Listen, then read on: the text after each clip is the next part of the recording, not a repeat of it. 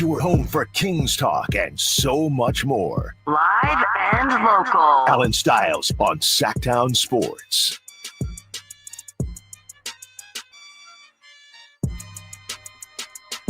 Yes. We have made it to Friday. Allen Stiles, Sacktown Sports, taking you up to 2 p.m. Kyle Ledbetter behind the glass for us today. And it's a beautiful day. The weekend is tomorrow. I think the weather might be a little sketchy, though. I was looking at something. Somebody was telling me there's a possibility of rain. I'm double-checking here. It's going to be a little cloudy, but I don't see any precipitation. 65% chance.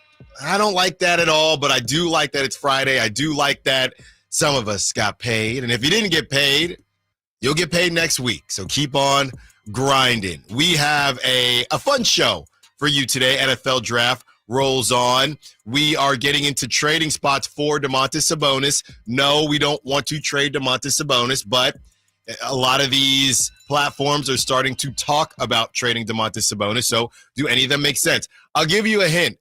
The Hornets are mentioned.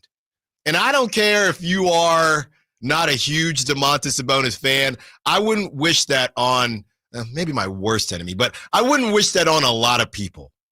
So the Hornets, one of the names featured when it comes to trading spots for Sabonis. So we'll have some fun with that. Does the NBA have an undercutting problem, and how should they go about that as Ja Morant is back off the court after taking a really tough fall with Lou Dort? The Grizzlies, look, I don't think anybody thought that the Grizzlies would win the series, but that was a really, really respectable showing. They were up 29 points, and we go back and forth with whether or not the Grizzlies are better without Ja Morant. Well, not last night, okay? And I was looking at some of these numbers when it comes to the Grizzlies and who they're paying.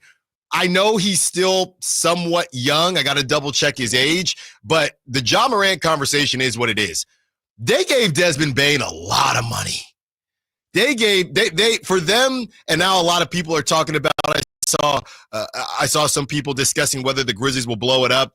They invested in 3 guys, and the problem is in Jaren Jackson Jr., who might be up for another big contract, but Jaren Jackson Jr., you have Desmond Bane and Ja Morant. And the problem is none of them, like we talk about with Sabonis, none of them are true game wreckers. Ja Morant could be that, but you got to stay on the court. And that's not his fault. But I was looking at some trade machine things, and I saw what Desmond Bane was getting paid. And I'm thinking, I don't really know what his projection was. I know he can shoot the basketball, but and they didn't want to move off of him. But some of that is just good timing, as Shador says on his song, perfect timing. And it wasn't perfect timing for Shador in the NFL draft. We're going to really get into that. The Raiders get my guy, Ashton Jeanty, the running back out of Boise State. The Niners finally get somebody to be opposite of Nick Bosa, and a lot of people are excited about the decision that they made. Georgia, Kyle, we got to double check the prop talk because it did feel like a lot of SEC players went early, but Mykel Williams goes to the Niners. He had the longest wingspan out of those edge rushers, maybe even out of the defensive positions. So a lot of Niner fans are happy about that. A lot of Niner fans are upset about that because a lot of Niner fans are just upset about everything. And they were mad last season when you took somebody that wasn't of need. And now they're mad this season, even though you took someone that you do need. So I don't really know what Niner fans want. 916-339-1140. You can chime in and let me know what exactly it is that you are looking for. This has been about a 24-hour tease here. We will get to that Chris Sims sound as he rips Brock Purdy, and we're going to do that later in the show as well. And, of course, to end the show, we have Pocket Watching and another new segment. This one isn't actually completely new. We've done it a couple times, but as we rock and roll into the offseason, we did In Style, Out of Style to start the week, and we will end the week with What Are We Doing? What are we doing? That's right. What are we doing? So that is in the 1 o'clock hour, but I want to make a U-turn on back to the Grizzlies because Y'all almost convinced me. You had me in the first half, as the kids say. You almost convinced me for the Kings to be interested in Ja Morant. And last night, what happened? There are some things that have happened to Ja Morant that are his fault. Last night, what happened, and anytime you do get injured, it's not your fault. Now, we can have a conversation, hey, how you play the game needs to change, right? We would never say an injury is somebody's fault, but I've always likened Ja Morant and these hyper-athletic point guards to running quarterbacks, right? And there's a timeline on running quarterbacks. It's not anybody's fault that they get injured, but the way you play leaves you in a position to possibly see more injury than a pocket passer or somebody that just runs out of necessity, things like that. So last night, Ja Morant, it's a fast break. Lou Dort, whether it's dirty or not, gets caught underneath Ja Morant.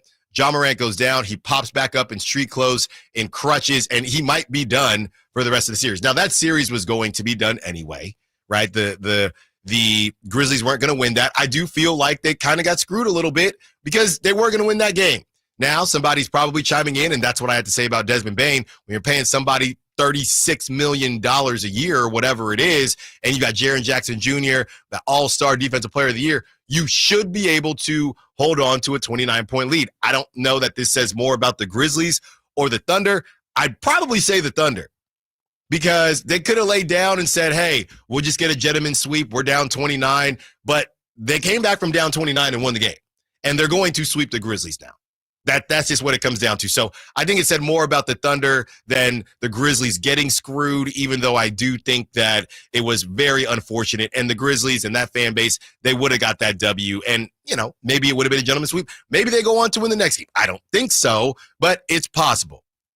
But going back to Ja Morant, like I said, none of this as far as the injuries is his fault. But I've come to the conclusion, and we can continue to go back and forth because it's going to be a long summer, hopefully not too long. But I can't pay for Ja Morant. I can't do it. I'm sorry. I cannot green light, not that I'm not Scott Perry, but after last night and watching how well he played, I just think it would be really tough and really frustrating to have Ja Morant on your team. He's getting paid $36.7 million this season. He's getting $39.4 next season. 42 after that, and 44.8 after that. And if you look at the numbers, since the 2023 season, Ja Morant has played, let's start with LaMelo Ball, out of these young guns. LaMelo Ball has played 105 games since the 2023 season. Ja Morant has played 115 games since the 2023 season. Brandon Ingram has played 127 games since the 2023 season. And Zion Williamson has played 129 games since the 2023 season. Now, some of that is off-the-court stuff. Some of that injuries as well. But I know people that are really starting to get this rumor mill going on Zion. And as far as that's concerned, I think I would be more on board with going after Zion. I look, the conversation and we'll bring this up, how would Domantas Sabonis and Zion play together? They wouldn't, right? And you can read between the lines here. They wouldn't be playing together. That would send Domantas Sabonis somewhere else, and the Kings would get Zion. Now, I'm not saying to do that, and if you're asking me, would I rather have Zion and whatever rest of the roster or keep Sabonis and have Ja Morant, I'd probably lean towards keeping Sabonis and Ja Morant, but and this is not necessarily about a Zion thing. I just compare them because they both went in the same draft. But I don't know if y'all are going to be able to keep calling in and convince me about Ja Morant. Not anymore. It's just every time he's up in the air, you never know what could happen. And to pay that type of money, 36.7 this year. That's the cheapest it's going to get. These deals always go up. 39.4 when he's 26, 42.1 when he's 27, 44.8 when he's 28. Then he's probably going to want another deal because he'd technically be hitting his prime, even though it feels like he's been in the league for a very long time. So I can't do it. I was very close to being convinced about a month ago. And the listeners, the callers, the texters did a very good job, but I can't do it. We got a texter coming in right now. Wait a minute, forget Ja Morant. We need Desmond Bane. He's the one we should be going after. That's from the 916. I'm sorry, 916, and I get it. He's 26 years old. He's no spring chicken either, okay? You look at who he is. Everybody makes fun of his T-Rex arms. So they have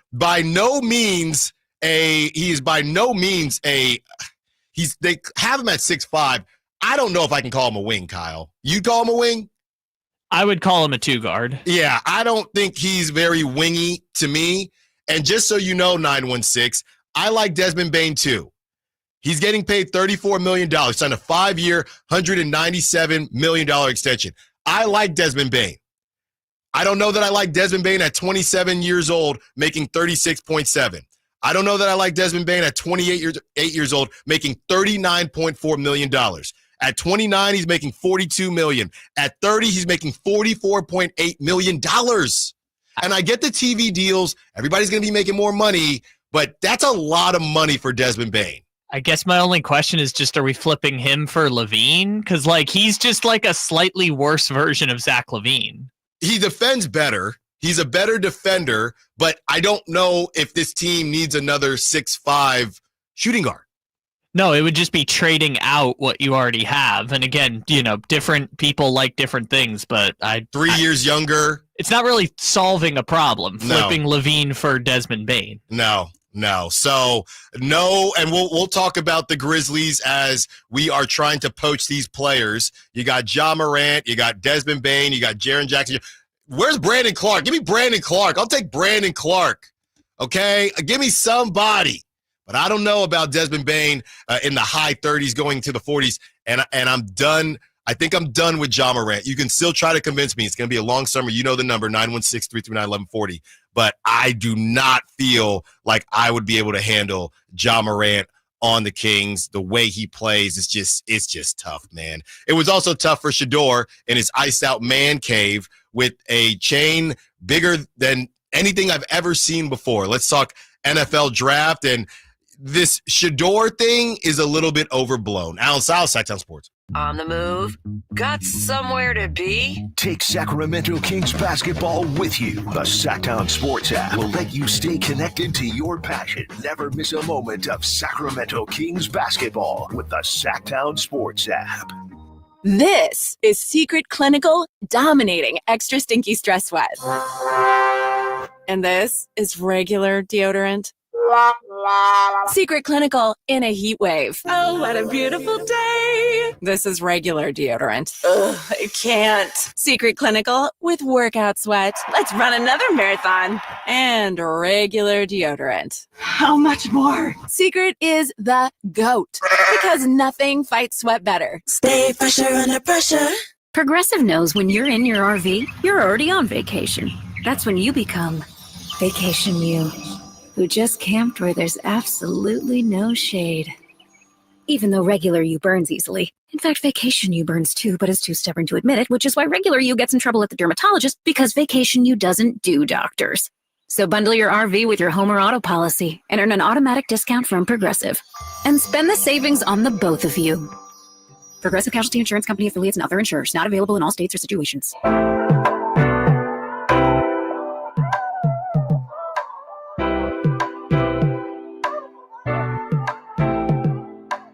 Live and local It's Allen Stiles on Sacktown Sports. About to break down what happened with Shedeur Sanders, and we will get more into the draft, more so than just Shedeur, of course, as well, with the Raiders getting my guy. You got Ashton Jeanty, Geno Smith in a dome doing their thing. Brock Bowers. Man, Brock Bowers is going to have himself a fun time. It is going to be electric in Vegas. Do they have any offensive linemen? They'll get it today. Yeah. That's what's coming up next. I saw the only good one they have is holding out, so we'll see how that works. They'll get it done today. Joe from the 530 says, what's the difference between Fox and Morant? The Kings would have maxed out Fox if they could have. I would take my chances either way on Morant. Yeah, well, I've been pretty consistent with this. I like De'Aaron Fox more than Ja Morant. And y'all know I wasn't even that big of a fan of De'Aaron Fox. So that's just me personally. You know, I'm not interested in – I was never really interested in Ja Morant. I was almost convinced to be interested in Ja Morant. And after last night, him being out again, I can't do it. And as it pertains to the comparison between Fox and Morant, I got the tape. I like Fox better than Morant. And if you've been listening to the show, you know I don't think De'Aaron Fox is a championship number one. I think they're both good pieces. And I know you got to cash out guys nowadays, but yeah, give me Scottie Pippen Jr. Give me Scottie Pippen Jr. and some length. That's where I'm at right now. You love those found money guys. That's what I'm talking about. I'm come on now. It's the once you get to the high 30s to 40 millions, you got to be available. And again, I know the scale is going to change soon. I get that. But I would, if I'm going to take a gamble, I'm going to take a gamble on maybe they don't play as well, but you got to be on the court. How about that? Let's play a fun game here. On the Ringer Top 100 Players list, which they update, every few weeks or so, who do you think is ranked higher right now? De'Aaron Fox or Ja Morant? It should be De'Aaron, but probably Ja. So among guards, I'm just doing the count real quick. De'Aaron Fox is the number 12 guard, and Ja Morant is the number 14 guard. In the so NBA. De'Aaron is ahead. De'Aaron right is now. slightly higher. Okay. De'Aaron is 27th over. Wow, this is funny. De'Aaron's 27, Trae Young's 28, Ja Morant's 29. Yeah, it's just throw them all into a pile. Those are the people who Kings fans are wanting to try and acquire, and quite frankly, if they had held on to De'Aaron Fox until the summer, they might have had a better chance of flipping De'Aaron for one of those players. Yeah, just throw them all into a pile, and there you have it. Oh, this is also funny. So I kept scrolling. 27 is De'Aaron Fox, 28 Trae Young, 29 Ja Morant, 30 Jamal Murray. Oh, just throw them all together. And you know what? Maybe that is what it is, because we were just talking yesterday about Jamal Murray, and maybe I'm too caught up. It's not somebody said, Allen, it's not your money. It's not my money. But it's less about it is about the money based on what they're being paid. But this is insane. If you're asking me, and Kyle, I know you think the Nuggets are the 96 Bulls, but Jamal Murray, the estimates, these are estimates now for that he's on a 4-year, $207 million contract. Now, I don't like Ja Morant, but I like Ja Morant better than Jamal Murray at $46.3 million. And then in 2027, $50 million. In 28, when he's 30, $53.8 million. And at 31, 57, these are estimates by Spotrac, $57 million. I do like Ja Morant more than that. Yeah, I wouldn't have. So this is the weird thing about the modern NBA. Your best path to trade someone is actually to sign them to that extension. I don't think that deal is going to work out great for the Nuggets. However, if I'm the Nuggets, I'm crossing my fingers and hoping that the Lakers are going to have to pay that contract, because Luka's going to want to sign with them to play with Jokic, and then they'll have to sign and trade Luka for Jamal Murray. I guess that's the hope you're holding on to if you're the Nuggets. I don't think anybody, the Nuggets, but nobody is hoping Luka pairs with Jokic. No, if you're the Nuggets, you don't want to pay that contract to Jamal Murray, but you had of course you have to sign Jamal Murray to a max. Like, he's Jokic's number 2. Without him, you possibly lose Jokic. And that's the same thing that happened with Bane, right? In a similar way, at that time when the Grizzlies, it's so funny, and this is kind of a cautionary tale to all the NBA teams, including the Kings.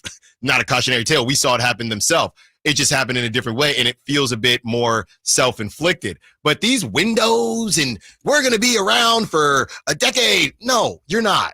These windows open and close so quickly. They signed Desmond Bane because at the time, we got all this young talent, and he's going to be Ja's number 2, and we're going to have our own big 3 with Jaren Jackson Jr., Ja, and Desmond. And then you have injuries happen.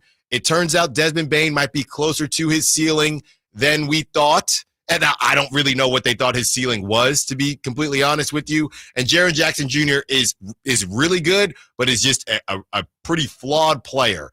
And now, maybe 1 to 2 years later after signing Desmond Bane, it all might blow up. But at that time, they couldn't let him walk because they didn't know what they didn't know. Yeah, the Grizzlies experiment, I will say, has kind of taught me this, is that the only way in the modern NBA that you have that 6-year championship window is you got one of those MVP dudes. And they thought they had that with Ja. But what's so interesting about the Grizzlies is they've done everything else right. Like everything. They drafting Jaren Jackson Jr., drafting Desmond Bane late in the first round. Everything fell up. Not re-signing Dylan Brooks, I would argue, was a great decision because then it leads to them getting Jalen Wells and Zach Edey, and they get back Brandon. Like, they have just this insane young depth, balance of the salary cap, and it just doesn't matter because Ja Morant isn't that dude. They don't have a top 10 player in the league. He's that dude sometimes, but injured, Instagram Live, can't do it. It's so interesting. It's like Zach Kleiman, the GM there, has done everything right. Basically, like Jake LaRavia, who Kings fans want to keep under any circumstances, he's the worst of their draft picks. Yeah. They've hit on every pick. They've made great trades and great transactions, and it just doesn't matter because they never got one of those dudes. Yeah, you have to have, and this brings us all the way back to Shedeur, you have to have a dude that can do things. I think Dan Orlovsky said uncoachable talent, meaning nobody's pulling this out of you. You can use the term God-given. You can say whatever you want, but that dude, the genetic lottery, whatever you want to call it, that dude can do things that other dudes can't on a nightly basis. And then you throw in the hard work. And then you throw in the ability to stay on the court. And then you throw in the ability to grow your game. All those things. There's not a lot of dudes like that around the league. I would even argue some of them, you just have to have one really good trait. We talk about tweeners on this show all the time. Giannis never really grew his game, but he's so good at what he does, he didn't have to. Yeah, he was always an MVP level player. And in hindsight, I think we're going to say Giannis's window was shorter than it should have been. Part of that is bad decisions by the Bucks. Part of it is injuries. But that's the game, right? At least they've been in the conversation every year for, I would say, from 2019 when they were 2 games away from the finals until they traded for Dame. They were basically a championship contender every year. Shedeur Sanders, NFL Draft. Coming up next, Allen Stiles, Sacktown Sports. On the move? Got somewhere to be? Take Sacramento Kings basketball with you. The Sacktown Sports app will let you stay connected to your passion. Never miss a moment of Sacramento Kings basketball with the Sacktown Sports app.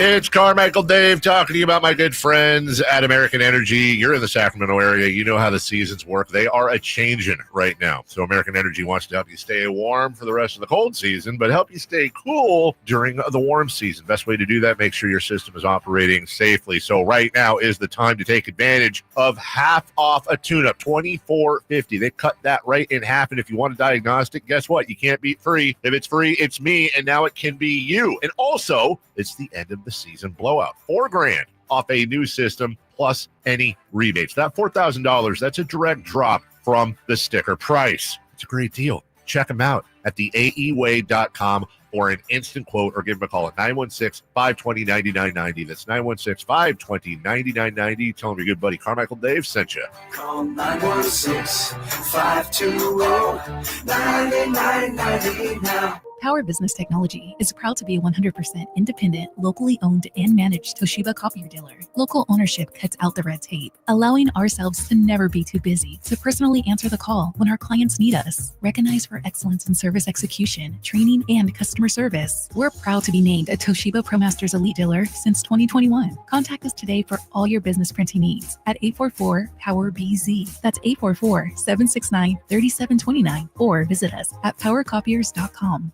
Hey, what's up, everyone? It's Kyle Draper. Have you ever been driving along, listening to some tunes, or even better yet, your favorite sports talk radio show, when all of a sudden, bam, You hit a pothole or something on the freeway and your car starts making a funny noise, or it just doesn't run as smoothly anymore? Well, one of the first things you probably think about is how much it's going to cost to service your vehicle. Well, I know the perfect people to help you out. The service team at Mercedes-Benz of Stockton is top-notch. Their convenient and quality care will help your Mercedes-Benz stay running like new. They have genuine parts, expert technicians, service savings, and personalized care. And they're open on Saturdays, too. But maybe you're ready for something new. Well, Mercedes-Benz of Stockton has you covered. They have a full selection of brand new and certified pre-owned vehicles, which will fit your budget. Plus, their rates are unbelievably low, and they have special consumer cash deals right now. But hurry up, because these deals won't last long. Head on down to Mercedes-Benz of Stockton and tell them Drape sent you, or go online anytime at mbfstockton.com. ZipRecruiter is the place.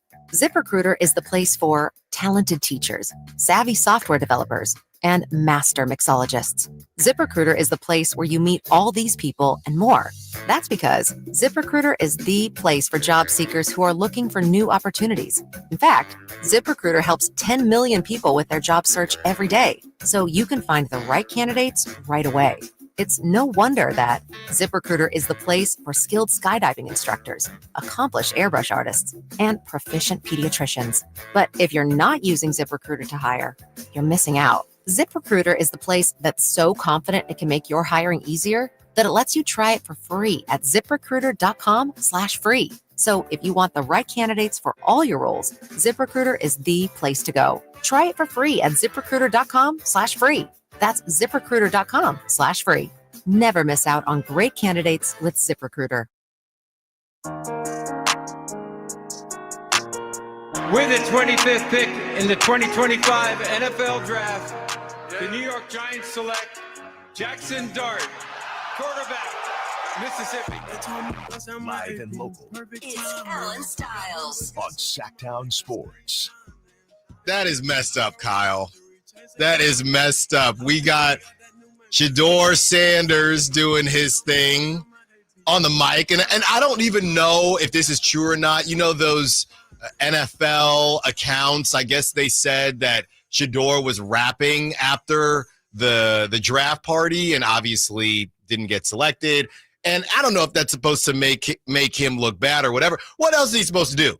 If he is all sad, people are going to say stuff. If he is rapping and having a good time, people are going to say stuff. If this is motivation, people are going to say it's corny. So there's really nothing he could do. I don't know if you saw that clip with Shiloh Sanders being a really good big brother, just basically saying, if they making you wait, I don't know what's going to happen with me. I saw the Missouri wide receiver who didn't get picked was doing a workout after not getting picked in the first round, like posted on IG back in the lab. That's what I'm saying. So, obviously Shedeur has had a very long, very documented road, right? Jackson State, coached by his father, Deion Sanders. Then he goes to Colorado. Colorado, they played pretty well, but some questions against some of the better opponents in the league. They retired his jersey, apparently. And people didn't like that. He was in a Gatorade commercial with Kendrick Lamar before the draft. And you know what? The thing is, this is how we live now. All these dudes are iced out. Before, it was kind of an unspoken thing where you would see these dudes iced out, but there was no NIL. And is he renting that? They're really, really fitted up. How are they getting this money? Now we know, right? And what I'm alluding to is maybe they were getting money in different ways prior to the NIL. So now everything is in your face. It's obvious. Shedeur playing with, I don't know how much money it was, a very expensive watch on. He had the celebration. He had situations where, and again, we pick and choose with this stuff. He didn't shake hands with the Colorado State QB who was talking trash about Colorado State beforehand. So again, you pick and choose when that stuff bothers you and when it doesn't. But the reality is, if we take ourselves out of this idea, and again, going back to tweeners, if we take ourselves out of this idea that somebody has it out for Shedeur Sanders, I do think it always comes down to one thing and one thing only. is your talent enough to overcome whatever the other thing is? If there is one league out there that we know will turn a blind eye to anything, if they believe you have the talent, it's the NFL.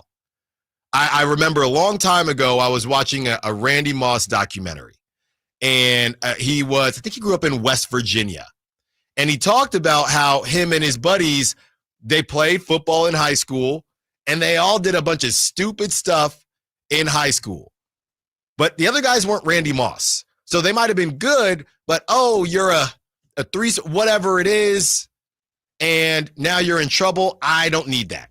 But a 5-star, that's Randy Moss. Yeah, Randy, you don't have to be perfect. We'll look past it. And that's what this comes down to for me.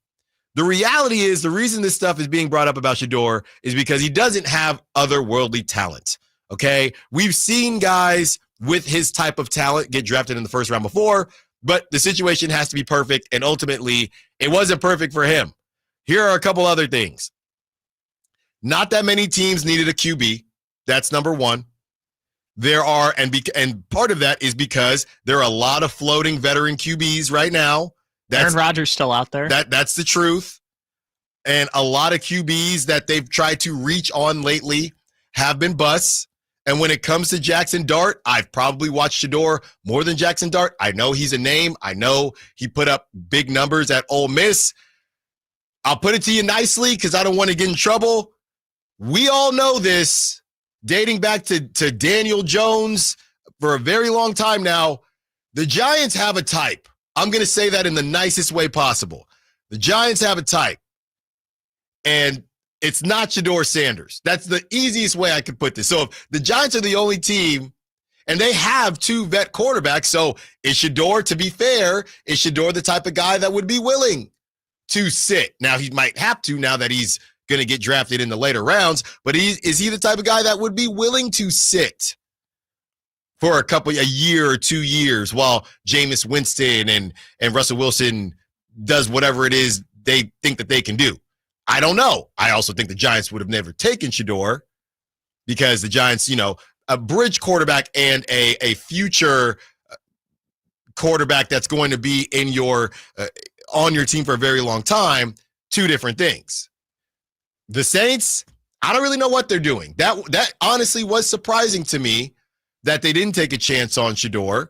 But like we talk about, when it comes to he's got legendary everywhere. He's got the chain on. It's not a problem, but do you feel like dealing with that if the guy doesn't have otherworldly talent? And that's that's how it is in really all sports. But we know for a fact the NFL, you will get an opportunity regardless. If your talent is there, we'll get you on the field. We don't care, right? And I'll end it with this. Ultimately, these are champagne problems. Being a first-round quarterback is really hard to do. Some years it's harder than others. This year it was harder, like we talked about. Not every team needed a QB. These are champagne problems. The pedigree, everything they talk about with Deion Sanders, he's going to get drafted. It might be in the second round, it might be in the third round, but he's going to get drafted. That's part of the pedigree. He did not play well against top 25 opponents. He does not have otherworldly talent. He's not the fastest in the world. He's not the biggest in the world. We can go back to, that's why the Brock Purdy thing, how could they miss on Brock Purdy? You know why they missed on Brock Purdy, because they're drafting on ceiling. They're not drafting on who can put up decent numbers or great numbers in college football. You look at Joe Burrow, there was something up with Cam Ward and Joe Burrow. It was, I think, the most yards or something like that. All the quarterbacks before Joe Burrow didn't even really have NFL careers. Then you get to Joe Burrow. So it's hard to evaluate. And and a lot of people thought, is Brock Purdy going to change the way scouts evaluate? Hell no. That will never change. They're always going to draft based on ceiling. And Shedeur Sanders doesn't have a high ceiling. I would say he has a high football IQ. That's in his blood, but that's not what they're drafting in the first round. It's that simple. It's that simple. Yeah, and then on top of that, if you're asking me, well, Allen, are you saying point blank, If Shedeur didn't have the ice, if Shedeur, wasn't show my watch, this, that, the third, all that, would he have gone in the first round? I truly don't know. But in my heart of hearts, I do believe he still wouldn't have gone in the first round. I do. Because I do think it comes back to the fact of the matter that they don't care about that stuff. They don't. They care about whether you have a high ceiling, and Shedeur's ceiling is not that high. Yeah, I think that's kind of the big point is while scouting is difficult, I've always maintained there are more people doing the scouting than there is a need for scouting. So you're going to find consensuses from people who are all doing this analysis. And the consensus was telling you this dude's not a surefire start from day one franchise quarterback, because if he were, somebody would have taken the chance on him early. Even Jackson Dart, if you bring it back to put the Giants have never willingly started anyone other than white quarterbacks in their entire franchise history.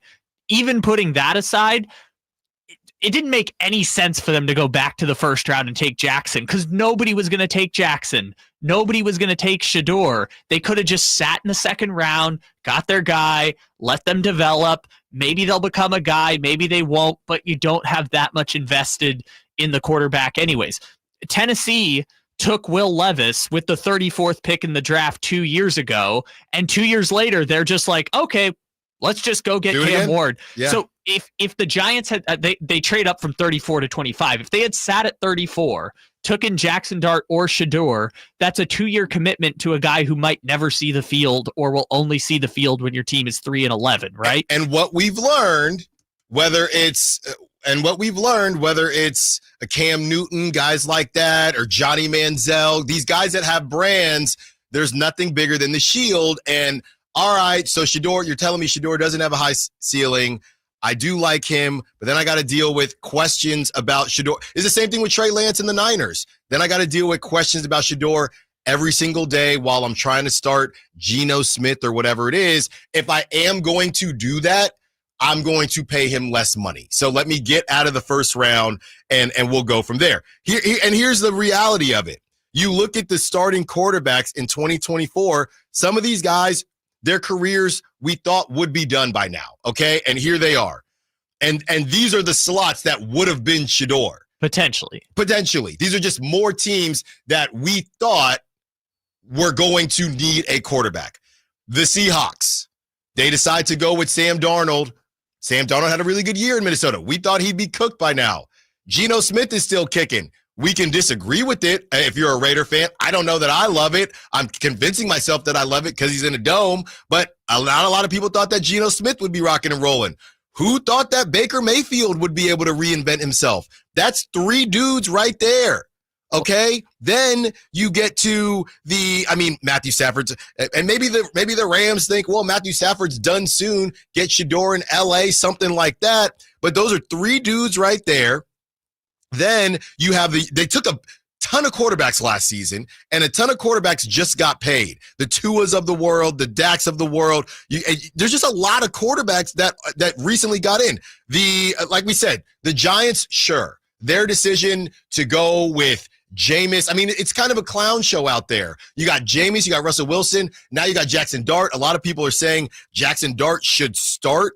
Kirk Cousins is kind of just floating Meanwhile, around. You've also got the Giants basically saying, we have to make the playoffs, so we're firing everyone. But also we're going to spend a first-round pick on a rookie quarterback. You have Anthony Richardson that they're trying to figure something out. And that's before you even get to the teams who we were talking about taking Shedeur in, the Saints, the Steelers, and that's just kind of, and the Giants, obviously. That's kind of just the game. And I could understand if someone has to believe in you to give you the runway to become that guy. Look at Bryce Young. The Panthers are giving him the runway in a way that in past years they might have been quarterback hunting again. And they didn't necessarily want to give him the runway. Then they gave him the runway back, right? So this stuff is not linear at all. The 916 is saying if Tebow can go 25th, so can Shedeur. But and they're also saying it's a travesty that he wasn't drafted in the first round. But every draft is different.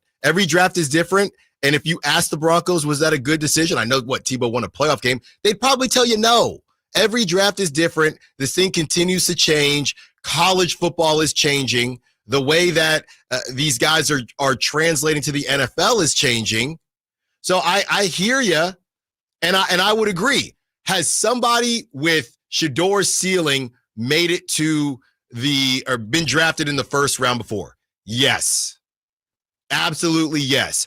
Has somebody with less talent than Shedor been drafted in the first round? Yes. But every draft is different. That's the bottom line. And there weren't a lot of teams. If Sam Darnold had been a complete mess in Minnesota, then the Seahawks probably hang on to Geno, or they let Geno go to the Raiders, and now the Seahawks are looking for a quarterback. I don't know what the Steelers are doing. I thought that was surprising. They're going to sign Aaron Rodgers. They're just waiting until I think it's like June 1st, and then they don't owe a compensatory pick. The Steelers, that was surprising, and the Saints, that was surprising. And then it turns into there are a couple quarterbacks, a couple vet quarterbacks still floating around. Do the Saints go after Kirk Cousins? Because everybody knows that proven products are more trusted than new ones. And in the NFC South, everybody feels like they're a quarterback away. All we got to do is get to the playoffs and be a quarterback away. But yeah, I was surprised at what the Saints did, even though a long time ago I was a Spencer Rattler guy.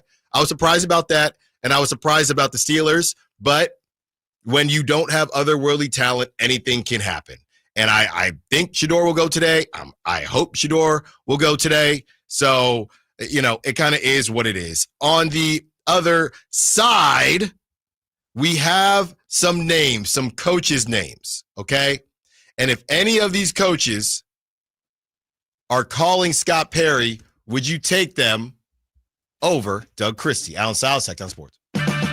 Check engine or ABS light on? Take the guesswork out of your warning lights with O'Reilly Veriscan. It's free. Ask for O'Reilly Veriscan. O'Reilly Auto Parts. Hello, I'm Frank Aqua, Retirement Security Centers with a weekly economic update. The international trade seesaw continues with uncertainty and ambiguity, the current norm. Trump stated that he thinks tariffs on China are high and will be lowered substantially. This gave the stock market some optimism. Of course, this was quickly rebuffed by China's Ministry of Commerce, who said there is no progress, but the U.S. should remove all unilateral tariffs. Treasury Secretary Scott Bessent then countered that the U.S. has the opportunity for a big deal on trade. The uncertainty of all this has caused the International Monetary Fund to lower growth estimates in Asia to 3.9% from 4.6%. Uncertainty is only limited to trade, as Trump has been thought to be exploring firing Federal Reserve Chair Jerome Powell, who he appointed in 2017. The heart of the rift between the two is the autonomy of the Federal Reserve. Trump feels the president should have sway over monetary policy, while the Federal Reserve was established to be autonomous to avoid political pressure on monetary policy. The stance on firing Powell has softened, but the ask is still there. Lower interest rates. Now, how might this affect you or your family? Please go to frankontheradio.com to schedule an appointment, watch videos, and receive market updates. I'm ready to help you start your journey so you can define your future. Securities and investment advisory services offered through Mosaic Wealth. Member FINRA SIPC. Mosaic Wealth is separately owned, and other entities and/or marketing names, products, or services referenced here are independent of Mosaic Wealth. Spring is here, and that means gigantic savings for all your oil change needs at Jiffy Lube today. Get a $25 gift card with the purchase of any Pennzoil Platinum full synthetic oil change through May 31st at your local Jiffy Lube service center in the greater Sacramento areas. And don't forget about the additional $30 off online coupon at jiffylube.com. Terms apply. Valid email address required. See pennzoil.com/rewards for details. Jiffy Lube, a huge spring savings for you today. You heard the news. Newsmax just went public on the New York Stock Exchange and listed on the big board. Millions of Americans like you are joining our news revolution. Reuters Institute says Newsmax is one of the top 12 news brands in America. Even President Trump says it's terrific. 40 million Americans go to Newsmax, and its audience grew 50% since the same time last year. Millions really are making the switch to Newsmax. If you want to be a Newsmax share owner, call your advisor or get more info at newsmaxinvest.com. Stand with Newsmax today for a strong America. This communication is for informational purposes only and shall not be intended to or shall not constitute any offer to buy or sell securities, nor shall there be any sale of securities in any jurisdiction in which such offer, solicitation, or sale would be unlawful. Welcome to Staples. Hi, I hear Staples prints it all. Oh, you bet. Posters, banners. Can you print it all for Mother's Day? Oh, of course. Photo gifts like canvas prints, photo puzzles. Can you print it all for graduation? Sure can. Custom cards and invites. Can you print a huge banner with the grad's picture? Oh, definitely. Even an embarrassing baby picture? Oh, those are the best kind. I know, right? right? Print it all for moms and grads at Staples. And right now, get 40% off custom cards, invites, and photo gifts. N75 exclusions apply. Visit staples.com/print for details. Progressive knows when you own a boat or RV, it's like you're automatically on vacation, even if you're actually a marriage counselor in the middle of couples therapy. But in your mind, you're camping in Acadia, puttering around Frenchman Bay. Your boat and RV are both protected. You're lobster drenched in butter and... Uh-oh, did your clients just notice you weren't listening? Quick, do the thing where you just repeat back exactly what they said, but as a question. They bought it. Now back to Maine, earning an automatic discount bundling your boat or RV with your home or auto.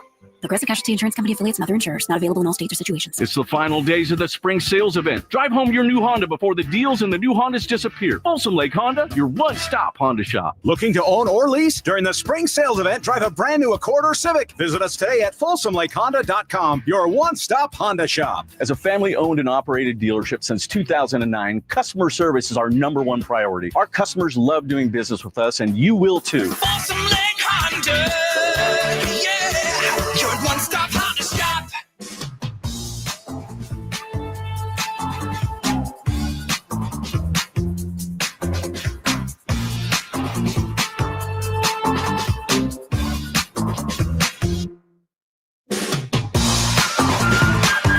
Allen Stiles. Watch the show on youtube.com/Sacktown Sports 1140. Or listen on the Sacktown Sports app. Josh Rosen went number 10. That's from the 916. It's the same 916 that's just riding for Shedeur. Yeah, and he was a bust. That draft was Baker Mayfield 1. He didn't work out in Cleveland. You can make the argument that they didn't give him enough time. His was weird. He had like 2 great years, 1 bad year, and then like an injury year. And then they said, get out of here. Well, then they decided to trade for you-know-who. Sam Darnold went 3rd. It didn't work out with his first team. Josh Allen went 7. He's the best from that draft. And Josh Rosen went 10. So I guess is the argument you wanted Shedeur to have an opportunity to bust. And mind you, think about it like this. I just named those are 4, and Lamar actually went 32nd. Yes. So to that point, 916, 5 quarterbacks went in that draft. If 5 teams needed a quarterback last night, I believe Shedeur would have been taken. But 5 teams didn't need a quarterback. Well, I think that's why we already prepared for that, knowing it wasn't going to be a deep, rich quarterback class. Because I saw people were making the point next year, you're going to get like 6 first-round quarterbacks between the guy at South Carolina, Arch Manning. Like there's like 6 first-round guys coming up next year. So Carson Beck might end up getting it. So I think it's just one of those things where nobody was going to pick Shedeur because Shedeur's not that blow you away kind of prospect. And I get there were mixed, opinions on Shedeur, but it made sense after the Titans took Cam Ward. Everyone else kind of prepared as if there were only going to be backup quarterbacks. No one was going into it like, I'm going to take our next great quarterback with my first round pick. That wasn't going to be the case this year. And you just mentioned it.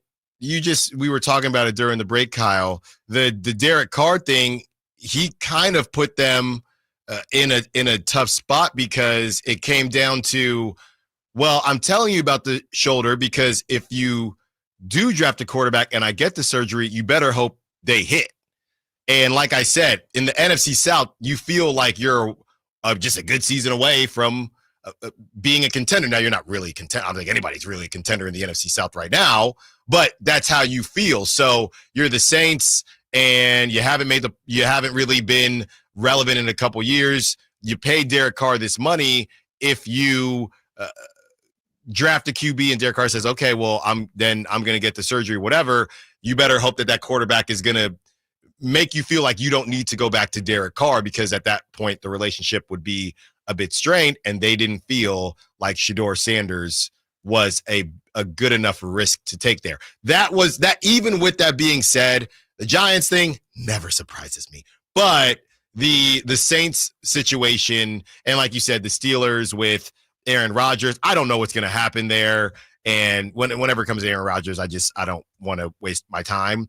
But the Steelers, I guess if they are interested in Aaron Rodgers, and that is going to happen, it's just a matter of time. That makes sense. The Saints thing to me was the one that confused me the most. But, I mean, they did go 9th, which feels high for Shedeur. Yeah, and they took a right tackle. That's fine. I'm sure, or I guess he would play left tackle on their team, but that's fine. The color scheme would have worked. You know, I'm always big on when players don't have to change their color scheme. I know it's silly, but he would have had a perfect color scheme change from Colorado to New Orleans, and they missed out on it for now. And now, Geno Smith for 2 years. Ashton Jeanty gets his footing in the NFL, and they hand the keys over. Viva Las Vegas with Shedeur Sanders. You know what? I don't hate it at this point, because now that it's a second and third round, you can just get rid of that guy without any problem if it doesn't work out. Yeah. The thing that's so interesting about first round, my philosophy is just if you're picking 11 through 32, you should just never take a quarterback, because if the quarterback was that dude, they would have been going in the top 10. They will take any excuse to take a quarterback in the top 10. So if there's any quarterback 25, like Jackson Dart, no one was going to take him in the first round. And if someone was going to take him in the first round, you might be better off not drafting him, because if he were that dude, or if Shedeur were that dude, anyone would have taken any excuse to trade 3 first-round picks to go get that quarterback. And I'll do you one better, man. I'm going to be completely honest with you. Look, I'm really happy with the fact that Deion Sanders took his son, his top prospect, one of the first top prospects to play HBCU football. I'm really happy that Deion Sanders did that. I am. But it does come with consequences, okay? And I say that as respectfully as possible. And doing what Shedeur did against HBCU competition is going to look a certain way. That's just the truth. And that's okay. And then after that, you didn't go to an SEC school. You went to a terrible Colorado school, and you played well, but Shedeur wasn't a Heisman candidate or anything like that. So ultimately, like I said, these are champagne problems. Shedeur, and it doesn't help, when you talk about the money that you get in first round versus second round, third round, whatever, when you have a chain that is worth probably 10 of my salaries, okay, yearly, mind you, that's going to make people feel, yeah, he can chill. He'll be okay. I do think that's part of it. We've talked about dudes coming from the gutter and having that want to, and having that chip on their shoulder. Is it always true? I'm not saying that they need that, but I do feel like that's part of that as well. And I would even say, to kind of close the loop, that maybe this is good for Shedeur. Maybe this is good. Maybe for the first time in his life, I'm not saying he's never been told no before, but he is being questioned about how good he is and can he play at a certain level. And without all corniness aside, I think he can turn this into a version of motivation. Well, I think he's been questioned before, but never to the tune of losing millions of dollars and being embarrassed on national television. I mean, he literally said, and again, maybe that's just what he thought he should have said, but last night he said, we didn't expect this. Well, most people did, Shedeur. Yeah, and let me give you the exact point that validates what you said, because you mentioned they took the Jackson State route. He played for his dad, et cetera, et cetera. We have the perfect example of how if you have the talent, it's not going to matter, because you know who took literally the exact same route? Travis Hunter. Yeah, but quarterback, though? Travis Hunter, though, is not a quote-unquote premier position. And you know what? The Jaguars traded essentially 3 first-round picks to go get that guy because he had the talent and the ability. The exact same path as Shedeur, different positions, obviously, but from Jackson State to Colorado, he won the Heisman Trophy. He got the jersey retired. That dude was worth giving up 3 first-round picks in the minds of the Jaguars. It's true. But Shedeur was not. It's true. I do think quarterbacks are looked at a little bit differently, but I can agree with your premise. All right. The phone is going to be ringing. Not as far. Well, you can always call in 916-329-1140. Not as far as the calls. We are going to be Scott Perry, and he is receiving calls from these coaches. And we are going to figure out if you are taking the call, if you are having a conversation, or if you are hitting that red button and declining. Allen Stiles, Sacktown Sports. What's up? We're talking to Chad Hoblet of Hoblet Dodge Chrysler Jeep Ram and Woodland. Ram Truck Month, it's back. Chad, tell me about the deals happening at Hoblet. Only Hoblet can get you a deal this good on the best selection of new Ram trucks. Right now, save up to $15,000 off MSRP on the new 2025 Ram 1500 Tradesman Sports. And with 500 new Ram trucks available, your perfect Ram is waiting for you at the Hoblet Ram Truck Center. And aren't you the #1 Ram truck dealer in California? Yeah, we consistently rank #1 in California thanks to our unique selection of Ram trucks. Plus, people love our new certified pre-owned super center with over 200 vehicles available and over 50 under $20,000. There's only one thing to do. Search, select, and save through their whole inventory at HobletDodge.com. Unbeatable prices, unbeatable selection. Nobody beats Hoblet, period. 15,000 total net savings after 10,000 factory rebates and 5,000 dealer discounts. Rebates include 8,000 West and National Consumer Cash, 1,500 Conquest dealer cash, must own or lease Ford, Chevy, or GMC brand vehicle, 500 on-the-job upfit, must show proof of $500 eligible upfit. 5,000 net savings, sample VIN 616-182. See dealer for details. Allen Stiles here with your Sacktown Sports injury update, brought to you by Downtown LA Law Group. Second baseman Zach Geloff, out with that fractured right hand, has started up baseball activity, including fielding grounders and throwing. He has been cleared to start a hitting progression, and the A's remain hopeful that he could return in early May. Ken Waldachuk, left-handed pitcher, out with that left elbow sprain, threw all fastballs in his last bullpen. He is targeting a return before the All-Star break. This injury report was brought to you by Downtown LA Law Group. Hey, I'm Allen Stiles. Have an injury? Call Downtown. Downtown LA Law Group, an injury law firm, has many happy clients in Sacramento and the surrounding areas who have called Downtown. Get paid for your injuries from slip and falls or auto accidents. One of their most recent settlements was $1.5 million for a motorcycle accident. Have you had an auto accident? Call Downtown. Text injury help to 40222. That's injury help to 40222 and visit them at calldowntown.com. Sacramento, get ready. The Sacktown Sports Live events calendar is packed with epic shows you won't want to miss. Classic rock bands, America takes the stage at Hard Rock Live Sacramento on May 9th. Then hip-hop legend LL Cool J brings the beats to Thunder Valley on May 10th. The Outlaw Music Festival rolls into Toyota Amphitheater on May 18th. And punk pioneers The Dam hit Ace of Spades on May 31st. June heats up with JJ Gray and Mofro at Ace of Spades on June 10th. Plus, country superstars Lee Brice and Walker Hayes at Ironstone Amphitheater on June 21st. Then, it's 3 days of country fun at the Country Summer Music Festival at Sonoma County Fairgrounds on June 27th through the 29th. Get your boots ready for the Folsom Pro Rodeo July 3rd through 5th. Then, catch Cody Johnson at Golden One Center on July 18th and Parker McCollum at Ironstone Amphitheater on August 16th. Mark your calendars, grab your tickets, and don't miss out. Find all the details at SacktownSports.com. Listen for the Toyota Tahoe Report every Thursday, Friday, and Saturday with Johnny Mosley to get the latest weather conditions in Tahoe throughout this snow season. Brought to you by your local Toyota dealers. Toyota, let's go places. KHD HD1 Sacramento, KYMX HD3 Sacramento. From the Power Business Technology Toshiba Studios. Sacktown Sports, 1140.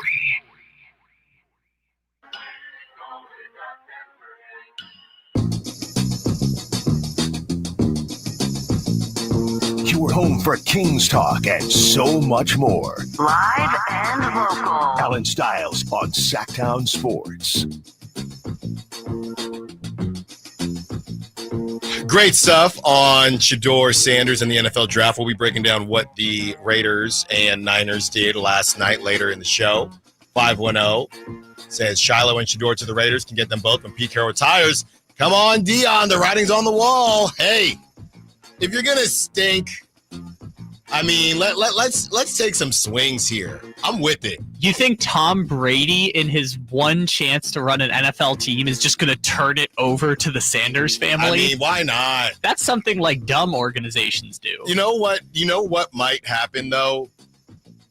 I wouldn't be surprised. Again, going on ceiling, I'm not high on this guy at all because he just reminds me of a mini Anthony Richardson. I think I like him more because I watched him more, but don't be surprised if Jalen Milroe goes before Shedeur.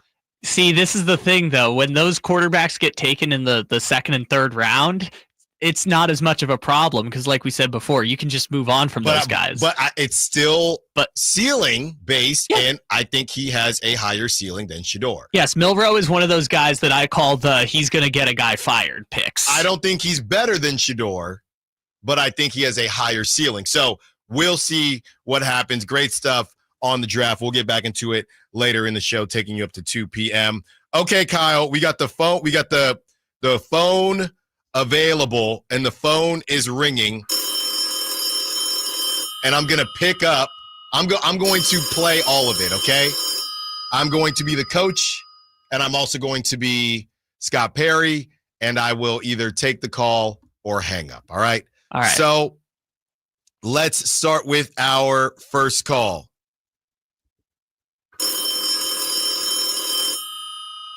Hi, this is Scott Perry. Oh, hello. Yeah. Hi, this is Scott Perry. Hey, Scott. It's Frank Vogel. Play the dial tone, Kyle. No, thank you, Frank Vogel. No, thank you, Frank Vogel. No, thank you. No, that's a hard no for him. It's out. And this is from Basket News.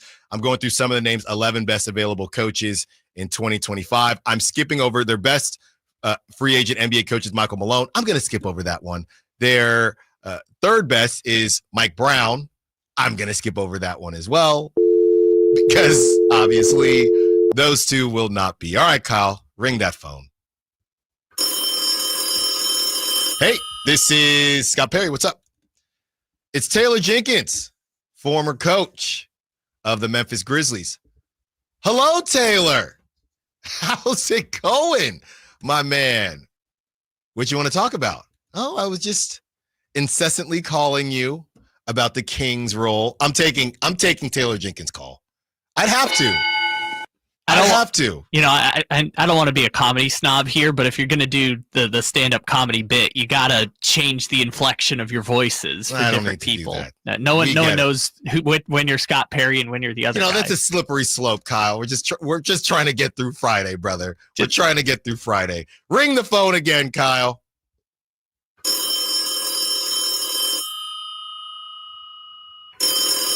Hello?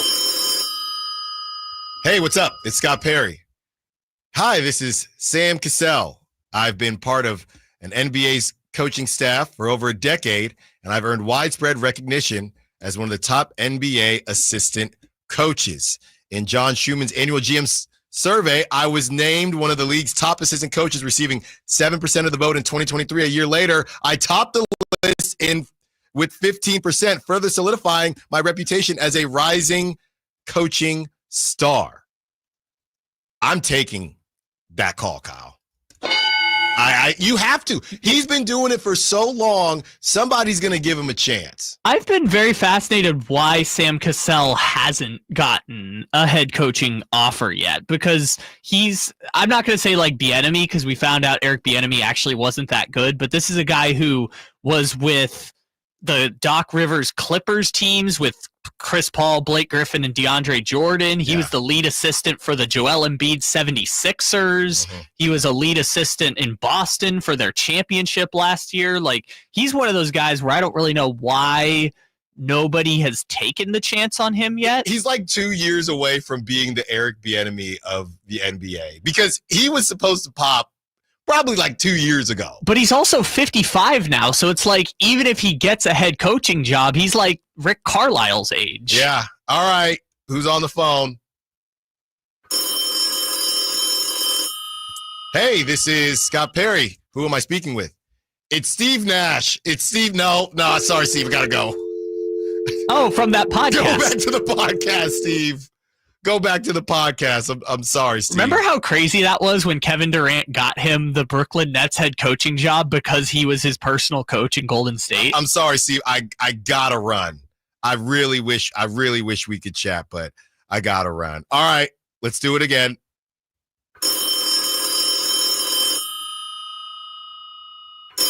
Hello? Hey, it's Scott Perry. Hi, it's Mike Boonnoser. Sorry, Mike, we gotta go. Mike, No, I will That's see you. That's a two-time coach of the year. Mike, I will see you when I see you, man. Damn. Hope the family's well. Two-time coach of the year. You're just dismissing him. NBA champion, who I still think they should have fired on the parade float. Hope the family's well, Mike. We'll talk to you soon, okay? All right, Kyle. Hi, it's Scott Perry. Who am I speaking with? You're speaking with Becky Hammon. I was one of the best WNBA players of my generation and a Hall of Famer. I have NBA coaching experience working as an assistant under Greg Popovich for 8 seasons, and I was put in charge of the Spurs Summer League team in 2015. I do seem happy coaching in the WNBA, but if I were more actively looking, I'd be number 1 on a lot of lists. I've been close to landing NBA jobs before and had the backing of Dame Lillard, which might help you in some of those conversations. I was a finalist for the opening in Portland in 2021 before the Blazers went with Chauncey Billups. I like the new. If you see where I'm going with this, I like the new stuff. Give me Becky Hammon. I'm taking that call. Now, granted, I'm not saying that I'm taking any of these coaches over Doug Christie, but I'm taking the call. Yeah, this is kind of the time if Becky were to make the jump, even if it's like his lead assistant position, because the Aces are kind of going through a pivot right now. But I kind of feel like she's going to keep being the best coach in the WNBA for a while. All right, Kyle, who's on the line next? Hello? Yes. Yeah. Who am I speaking with? Yeah, this is Terry Stotts. Okay. And if you need proof of my coaching chops, just look at my resume with the Blazers. I had a ton of experience, also a connection to Dame Lillard, making the postseason 8 consecutive times and getting to the conference finals. I'm a known quantity and I'm a known entity in this role. I've also excelled since leaving that job, working for an assistant under Steve Kerr with the Warriors, and they have introduced many of my blocker mover offensive concepts that made those Damian Lillard, CJ McCollum-led teams so hard to guard. This is a tough one because I like the young blood, and he's right on the cusp of being off the coaching carousel, but I'm going to give him his respect. I'm going to take Terry Stotts' call. No, I'm going to take the call. I feel like we got to aim a little bit higher. I'm taking that call. No, Terry Stotts is a very good coach. I just think we've already chosen 3 or 4 candidates we want to interview, which, by the way, I think is a good strategy, but we know what that guy's reputation is at this point. And I'm not saying for better or for worse. It's just he did what he did in Portland, and the fact he hasn't gotten another serious consideration for a job in 5 years is is he if you've ever watched Us with Jordan Peele, is he the upside down version of Mike Brown? Right? I guess. I mean, I'm trying to think what a good well respected, but I don't know that I want you to lead my team again. Yeah, I kind of think of him what's his name? Like Scott Brooks. Did a great job by all accounts in Oklahoma City, got 2 head coaching jobs. I don't think anyone really wants to hire him as a head coach again. So yeah, he's Damian Lillard's guy, though. So if we want to go get Damian Lillard and that'll help get Dame, then maybe, but whatever. Yeah. So I think we've done enough with the phone ringing because I want to go through some of the other assistant coaches that others might not be very familiar with. So that was a fun game. We don't want to ring everyone's ears off, but this is from basketnews.com. James Borrego, currently the associate head coach of the New Orleans Pelicans, a name that will be on the radar this offseason. He served, again, as a longtime assistant under Popovich in San Antonio, played a role in 2 NBA championship runs with the Spurs. Borrego has the pedigree and experience of a strong head coaching candidate. People are bringing up the Van Gundys as well. They can go. Was it Jeff is with the Clippers right now? Yeah, and the Clippers all seem to really respect him. Yeah, so give me Jeff. I'll take his call. you have James Borrego did have a stint as a head coach with the Charlotte Hornets from 2018 to 2022. Never led them to the playoffs. Made steady progress. Ew, that's why you take these jobs. I'm like, the Charlotte Hornets. You know what's funny about that, though, is weirdly, because they went to the play-in twice, he's the most successful Hornets coach of the last 15 years, even though he never made the playoffs, just because the Hornets are so They're bad. so bad. Micah Nori has gained a unique level of recognition in Minnesota, thanks in part to his insightful game interviews breaking down the Timberwolves play.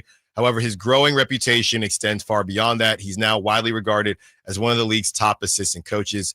In the 2024 NBA General Managers Survey, he tied, actually, with Sam Cassell as the best assistant coach in the league, further solidifying his case as a rising candidate for a head coaching job. That is what is fascinating to me. Obviously, we know Scott Perry has a lot of connections.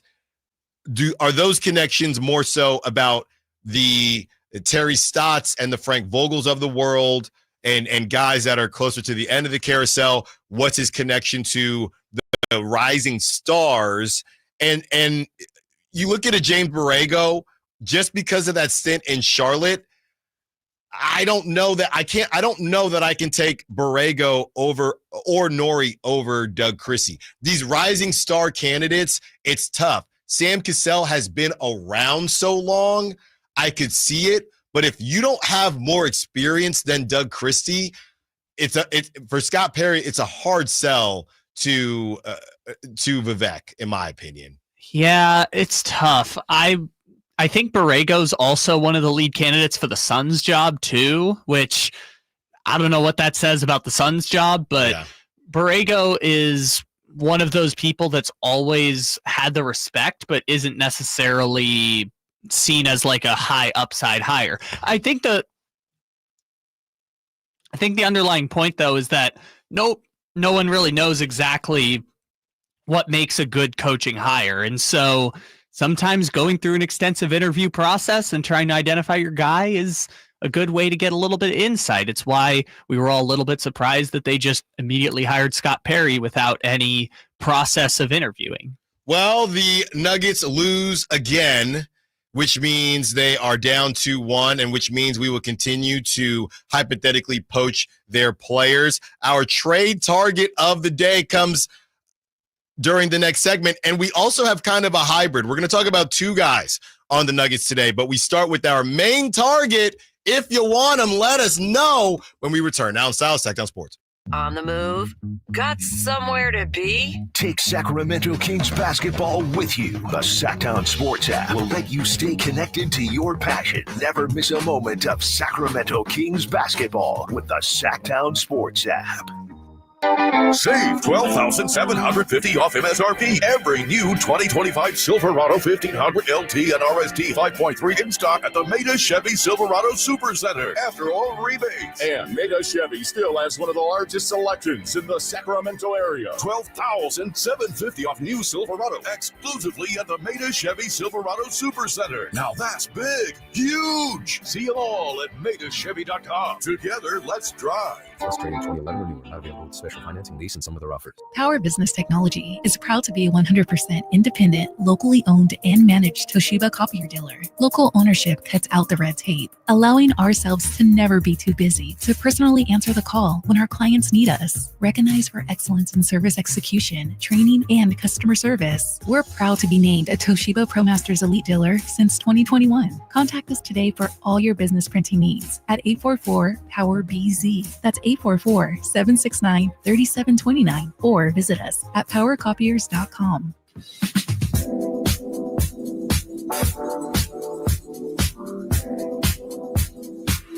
Allen Stiles. Watch the show on youtube.com/Sacktown Sports 1140. Or listen on the Sacktown Sports app. The 530 doesn't want any coaches from the carousel. And I don't know that I do either.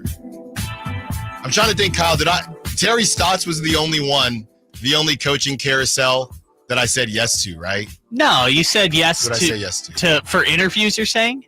Yeah. You said you would interview Becky. You said, but she hasn't been a head coach, though. Oh, you're saying only head coach? Yeah, Well, you said Taylor.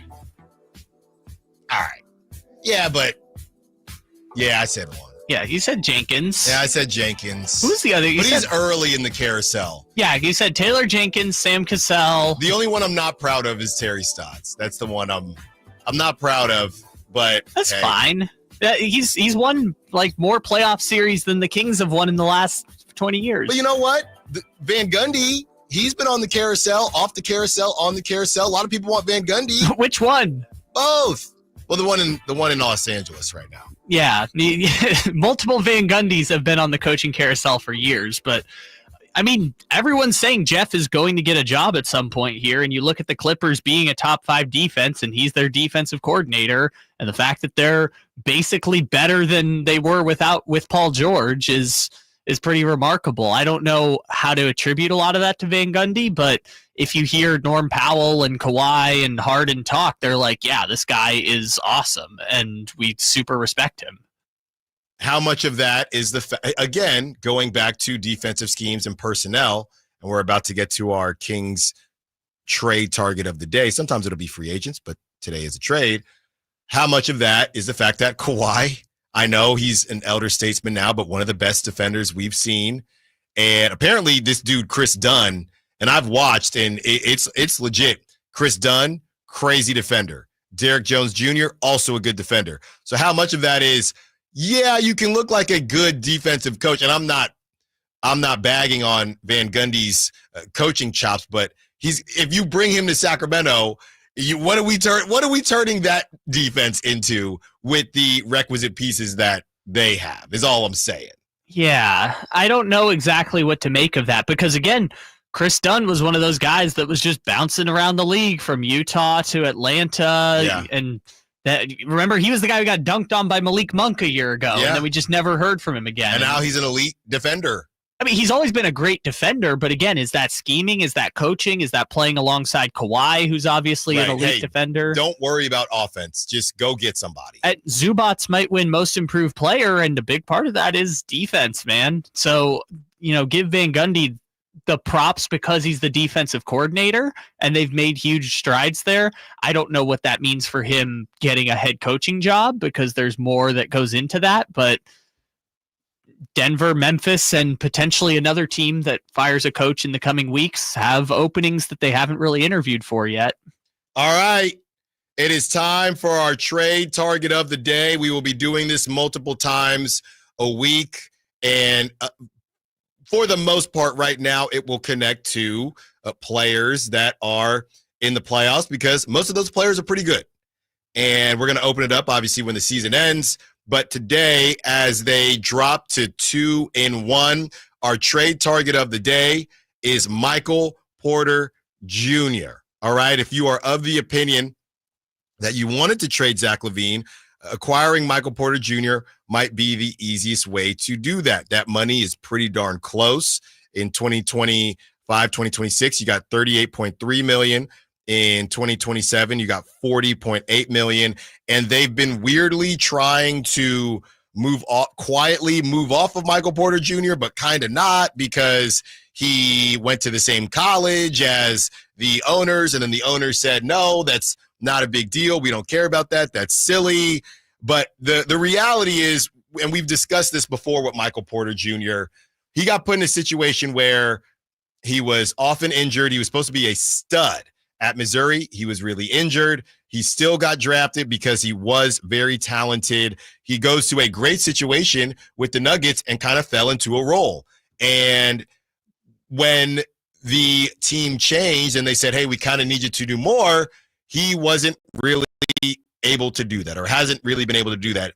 And then when you throw in, well, we're paying you $35.8 million, you got to do more than, just shoot a couple threes every game. And I do feel like when I watch Mykel Porter Jr., maybe I've just watched good games, but, he can rebound. To me, he's a more athletic Keegan Murray, to be honest. Keegan's better defensively, but he is I should say more electric athlete, as far as, I don't know that he's fully more athletic than Keegan, but it jumps off the screen more than Keegan Murray. He's also like 3 or 4 inches taller than Keegan, too. Are you sure about that? Mykel Porter Jr. is 6'11". I mean, he's listed at 6'10", but he's really 6'11". 6'10", right? And funny enough, this season he's on the was on the trade market, right? But he's averaging 2 more points than his career average. He's averaging 1 rebound more than his career average and 1 more assist than his career average. He is a career 40% 3-point shooter, okay? And this season he's shooting 39.5.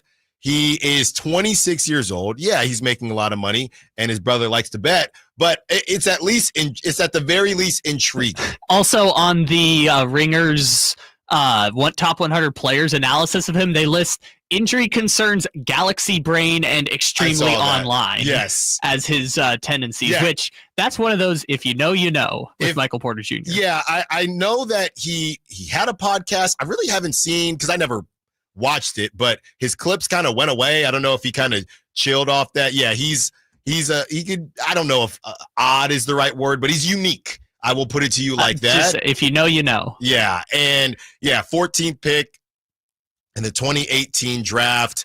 It's a lot of money, and I guess the idea would be, I think my issue with it is right now, I mean, the dude essentially, what did he get benched in? What was that, the first playoff game or the end of one of the last games of the season? They've been alternating. So in game 1, when Denver came back from 15 down against the Clippers, Porter was on the bench. Yeah. They went with Westbrook and Brown.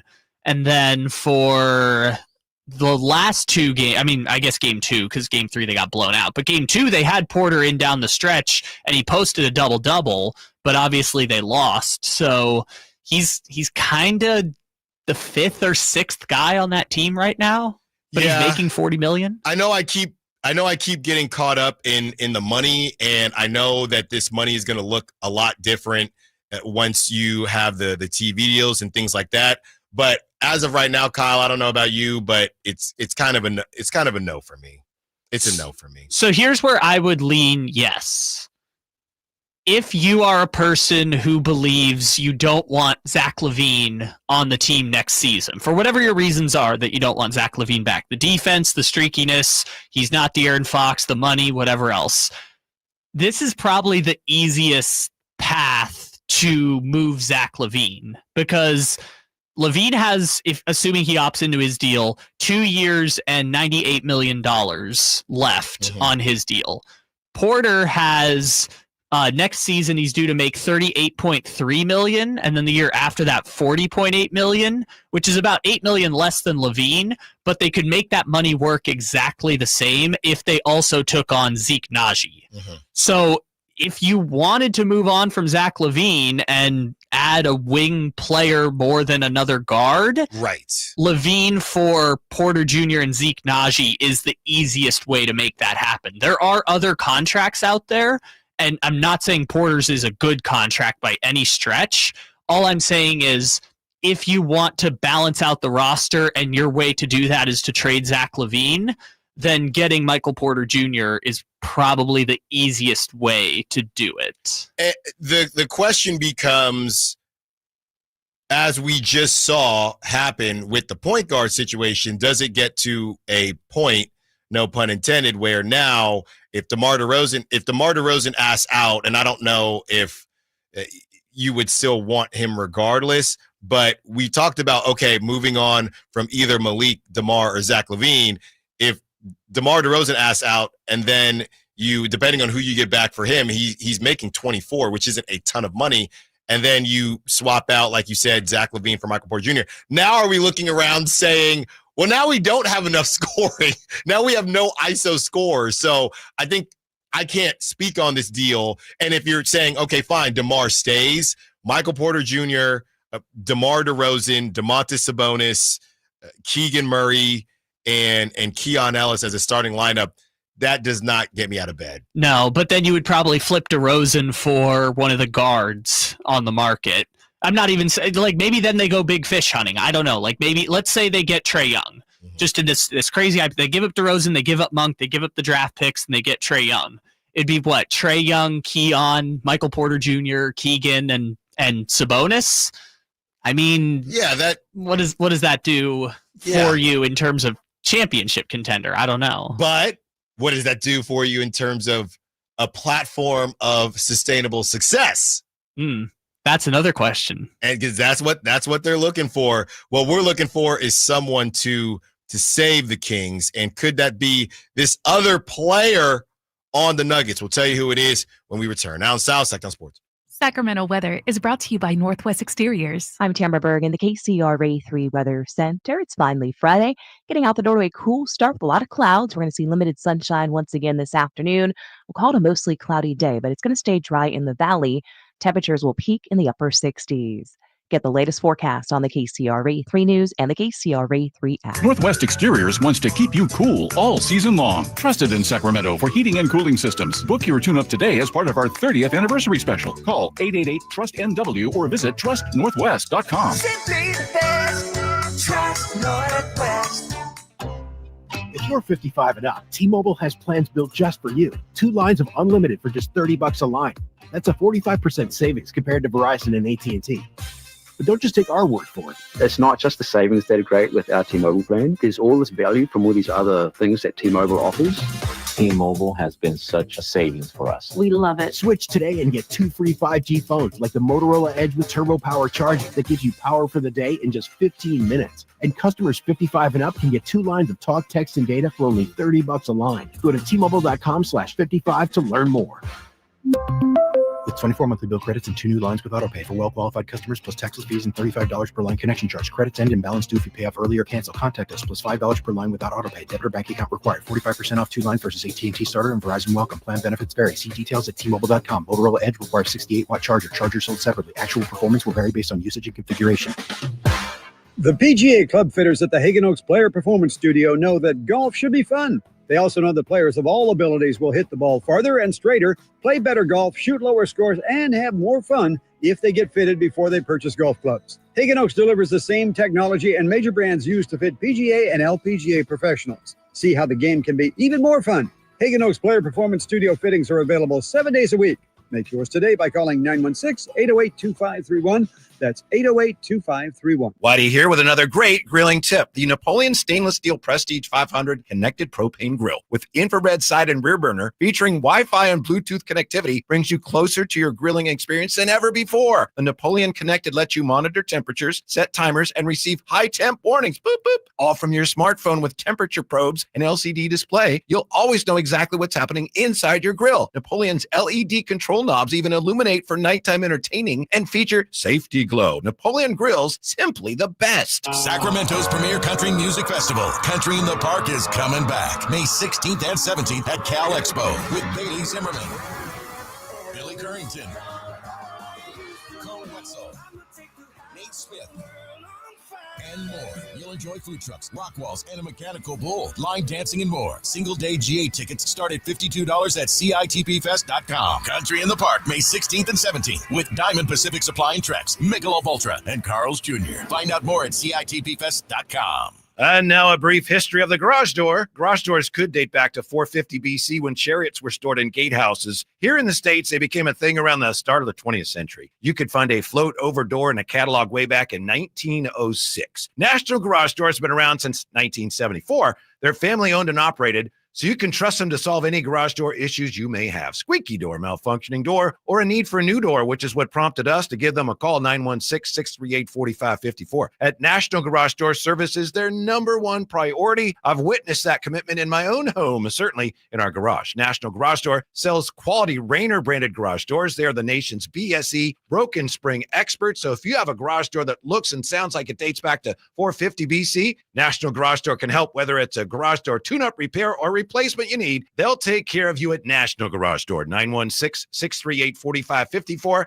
That's 916-638-4554. National Garage Door. Spring is in the air, and there's really nothing better than hitting the open road in a new Honda. Whether you're shopping for new or pre-owned, Stockton Honda has the selection and savings. Plus, get top dollar for your trade. And while life's roads are often filled with bumps, buying from Stockton Honda couldn't be smoother. Wherever the road you travel might lead, Stockton Honda is happy to get you there. Come in today or go to StocktonHonda.com. Anytime, anywhere, it's all here. StocktonHonda.com.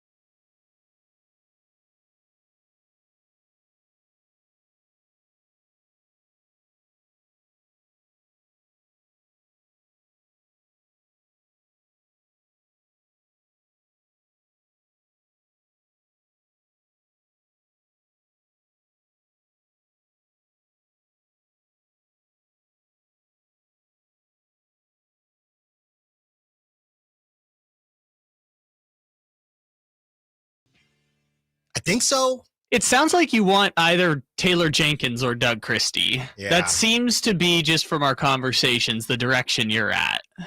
Yeah, I'm just of the mindset that it better be a home run if you're moving on from Doug. I don't necessarily need to move on from Doug. I'm not of the mindset that I need to move on from Doug, but if you can, I'm just not moving on. It's hard for me to move on from Doug for somebody that has less experience. But then the experience thing, Terry Stotts has more experience. Frank Vogel's got more experience. So I'm really torn on this Doug thing. Yeah, but experience, we talked about this the other day with Budenholzer. Like, there's only 32 of these jobs, or I guess in basketball, 30. So there's only 30 of these jobs. So if you are on your way out of the league, being brought back in feels like it can be a letdown. And we don't think Doug is this like hot commodity that anyone else is trying to claim, but we know why Doug is potentially going to be the head coach, because he's Sacramento's guy, because the CEO wants him to be, and if that's what they go with, that's what they go with. And Scott Perry, we talked about yesterday, Scott Perry's almost going to be handed Doug, Sabonis, and Levine and be asked to kind of tinker around the edges with those guys. So as we discussed Mykel Porter Jr. and whether or not we would want that to happen, there is another name on this list. And Kyle, I'm going to need you to explain it to me, to peek behind the curtain. Kyle and I obviously collaborate on the show. And Kyle, I'm going to need you to explain this to me. To get Gordon, you probably have to trade DeMar and Keegan in order to get that done, because that's a hell no for me, Kyle. So I'm going to need you to explain yourself as to why, because I'm looking at the money and Gordon is only making 22 million and DeMar is making 24, obviously, and Keegan's making 11, but Keegan's about to get extended. So are you saying you would get somebody else with Gordon? Well, so here's just the math of it. Are they going to take Aaron Gordon for Zach LaVine? The Kings? The Nuggets, no. So then you got to move someone else. That's probably DeRozan, just to make the money work, because Gordon's making $34 million next year. So you got to move DeRozan. You got to move one other player. Who's the other player that you're including in that deal? Is it Monk? If it's Monk, do the Nuggets go for that? I don't know. He's their KCP replacement without the defense. That's not a KCP replacement. It's more scoring then. How about that? Sure, but like that wouldn't make sense for the Nuggets, because like Christian Braun, I would say it's just a better version of Malik, or a younger version of Malik Monk, who plays slightly better defense. But the path to Aaron Gordon is a little more difficult because he has more value than Mykel Porter Jr. So they can't just dump Zach LaVine onto the Nuggets and say, take him. No, I don't know why. I do think the Nuggets need more scoring, more consistent scoring, because somebody wrote, it was when Jokic was freaking out during the game last night. Somebody wrote, the GM Calvin Booth, who they've moved on from, along with Michael Malone. The way this roster is constructed is basically their starters and a bunch of Christian Braun and a bunch of second-round picks, and they're getting legit time. Now, some of this is because of injuries. We know Deron Holmes went out with that Achilles and things like that, and I don't know where Julian Strother is. I can't find him right now. They brought in Dario Saric, and Michael Malone just hated him, so he lost all his minutes. So, their roster has issues, but the thing is, if anything, they're trying to get stronger on the back end. I don't know that they're trying to move on from I don't think the starters are the problem in their opinion, besides Mykel Porter Jr. Well, and possibly Westbrook. I mean, we'll see how they feel about Westbrook come the offseason, because Jokic really likes Westbrook. It doesn't seem like anyone else really does. Yeah, I guess he wasn't starting at the beginning of the season, so that kind of threw me. No, it's weird, because now Christian Braun, I don't know why I call him Brown. Christian Braun is... Because that's how he said to pronounce his name. I agree that however you want to pronounce your name, I will call it. The only exception is Christian Braun. Your name's Christian Braun. Okay. But anyways... he's essentially the starting two now. So Murray, him, Gordon, and Jokic are now their four best players, and that leaves, Porter and Westbrook kind of in weird Porter, Westbrook, and the aforementioned second round picks, which is a little disrespectful because like Strother was a first round pick, Peyton Watson was a first round pick. Just they're being a little disrespectful. I know, and that's because they're down, and they're it doesn't look good. They should be down 3-0 realistically. Yeah, I think Aaron Gordon fits great into what they're doing in the point center role. Now, obviously, the Kings would want Aaron Gordon because they have their own point center, but I think their better chance, if you're going to poach one of the Nuggets, I think their better shot is with Porter than Aaron Gordon, because if you're trading Aaron Gordon, you probably have to trade Keegan, because why would Denver move on from their starting four and not get a starting four in return? Yeah, and I'm not trading Keegan for Aaron Gordon. That doesn't make, again, we find ourselves in a position where, hey, we're trying to add on to stuff, not just swap out. Yeah, exactly. But Porter Jr. would be a swap out, but it's a little different when we're talking about Zach LaVine versus Keegan Murray, who, Keegan is viewed as more of a long-term player on this team, we assume, compared to Zach LaVine. Who knows? Vivek really likes Zach LaVine apparently, but we'll see which one of them actually ends up being on the team longer. Most people would guess Keegan Murray. Yeah, the other part of it is, I don't know, even if DeMar DeRozan, I do feel like moves are going to be made. If DeMar DeRozan does want to stay, I just don't even know. He's making 24. It's not like he's making $30 million, but I just don't know that I even trust, if you moved on from Zach LaVine and you still kept DeMar DeRozan, it's one thing when, it was out of necessity this season, you trade De'Aaron Fox and things got a bit squirrely, but I'm not trying to rest on a 36-year-old DeMar DeRozan in his 17th season to be the number one option for 82 games. I don't want to do that. Yeah. I don't think there's any great options, because they had a number one scoring option in De'Aaron Fox, and by most accounts, they did not get a number one scoring option back in return. Yeah. And we've talked a lot about how unmovable the Zach LaVine contract is, and I agree with that fact.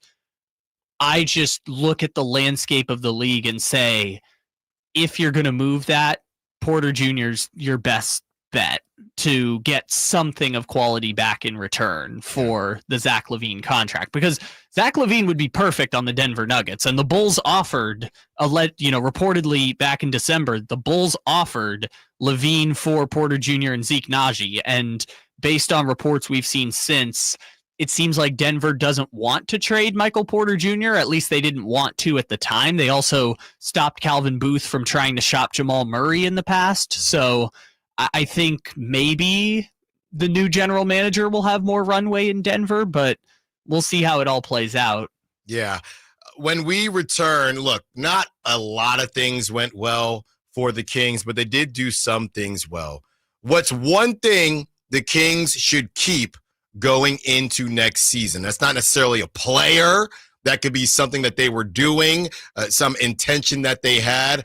I have the one thing they should focus on heading in and continue to do heading into next season. Allen Stiles, Sacktown Sports. If you're not looking for a brand new car, at Elk Grove Honda, we've acquired some of the best pre-owned cars we can find.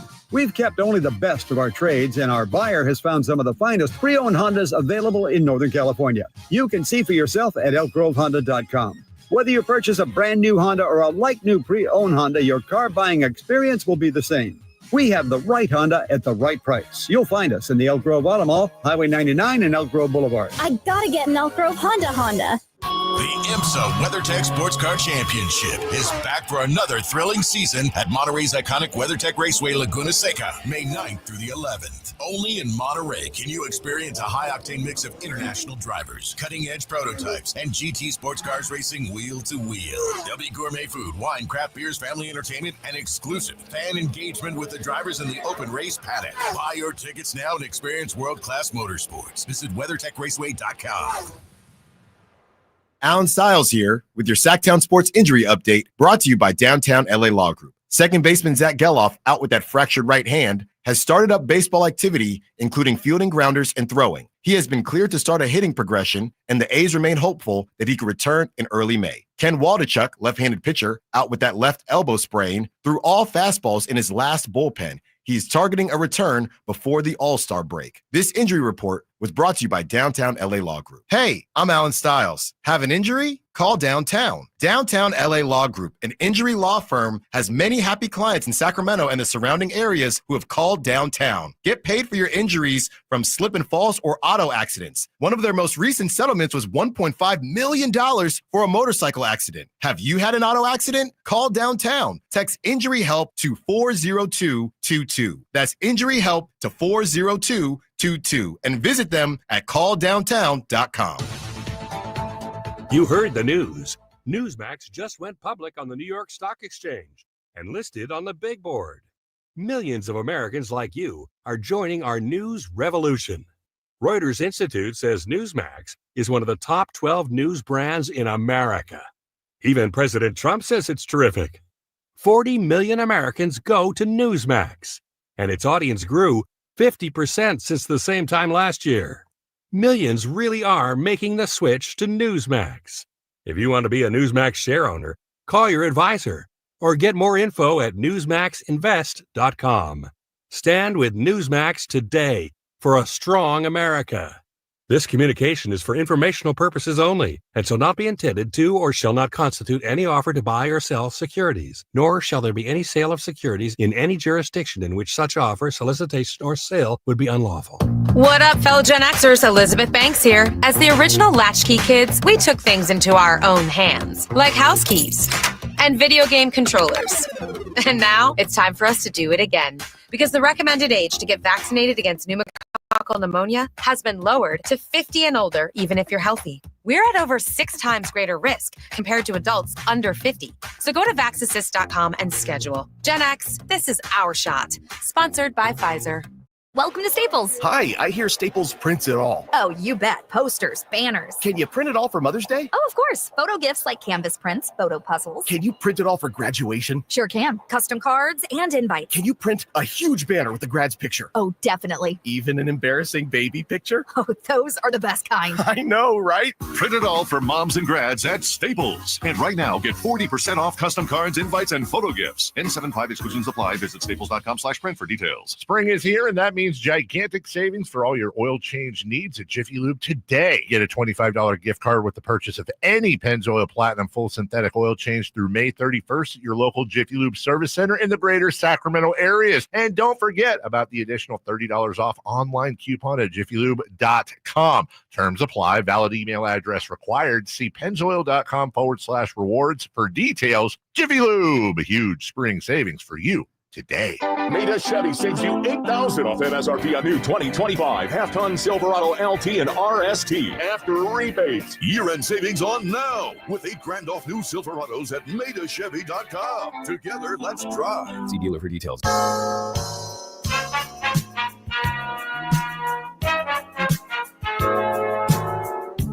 Your home for Kings talk and so much more. Live and local. Allen Stiles on Sacktown Sports.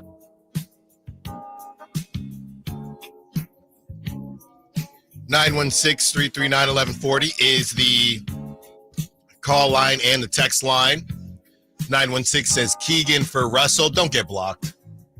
Don't get blocked on a Friday. 916 Keegan for Russell Westbrook. Funny joke. I don't even know how that would work. It wouldn't, and it's not. Don't get blocked, 916. I would rather just sign Dennis Schroeder. He's having a good season. No, excuse me. He was having a good season with the Nets. He was terrible on the Warriors. I guess he's been okay with the Pistons. He won them game 2. He did. He, along with Carl scoring 0 points, he cost me that Taco Bell. He did, and yesterday's game, I watched a good bit of it. Yeah, this is exactly why I think, to your point, Kyle, the Knicks, you thought that they were going to sweep. I just like Cade enough. I thought they'd get one. But last night was a very obvious showing that less about the Knicks, to be honest, and more about the Pistons are, again, I use this word, they were a cute story this season, but they just don't have enough. I like Duren. I love Cade Cunningham. They just need somebody else, and they're going to get it. And let me put it to you like this. In about less than 15 minutes, when we talk about the trade, the trade destinations for Domantas Sabonis, the Pistons just might come up again. That's all I'm going to say. As we discuss some positives for the Sacramento Kings, I know feels like that doesn't happen too often, but one thing the Sacramento Kings should keep going into next season, and Kyle, what I broke this down into was the focus on getting Keegan Murray the ball. You have officially, we talked to Andy Bailey from Bleacher Report. We talked to a lot of people, and the number one thing is the Kings don't necessarily have a lot of good young assets.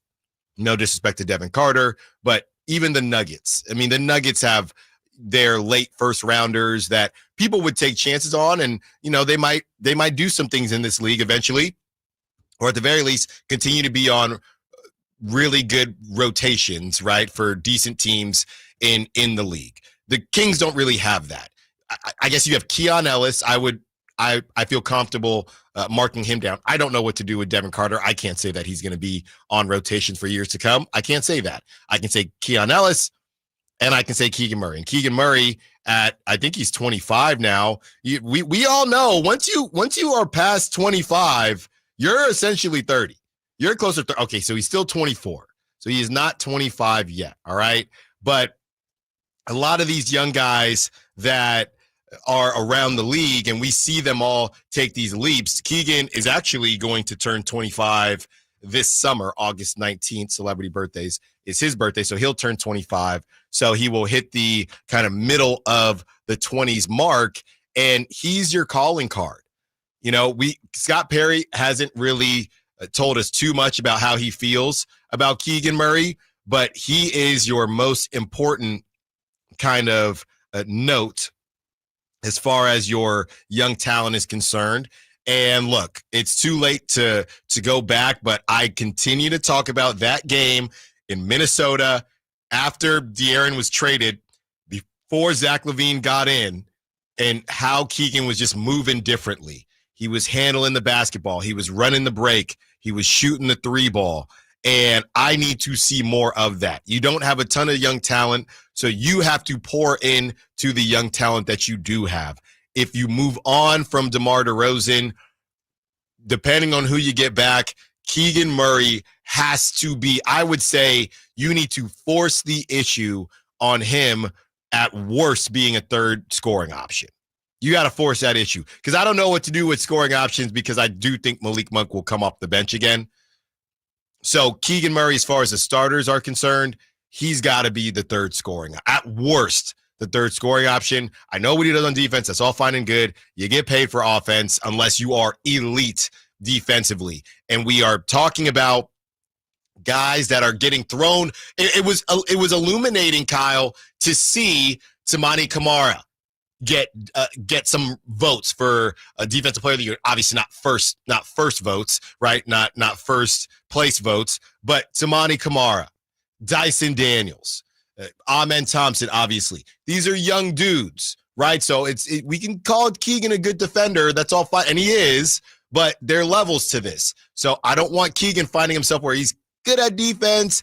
And obviously those guys, Amen Thompson doesn't have to guard centers and do the things that Keegan's doing.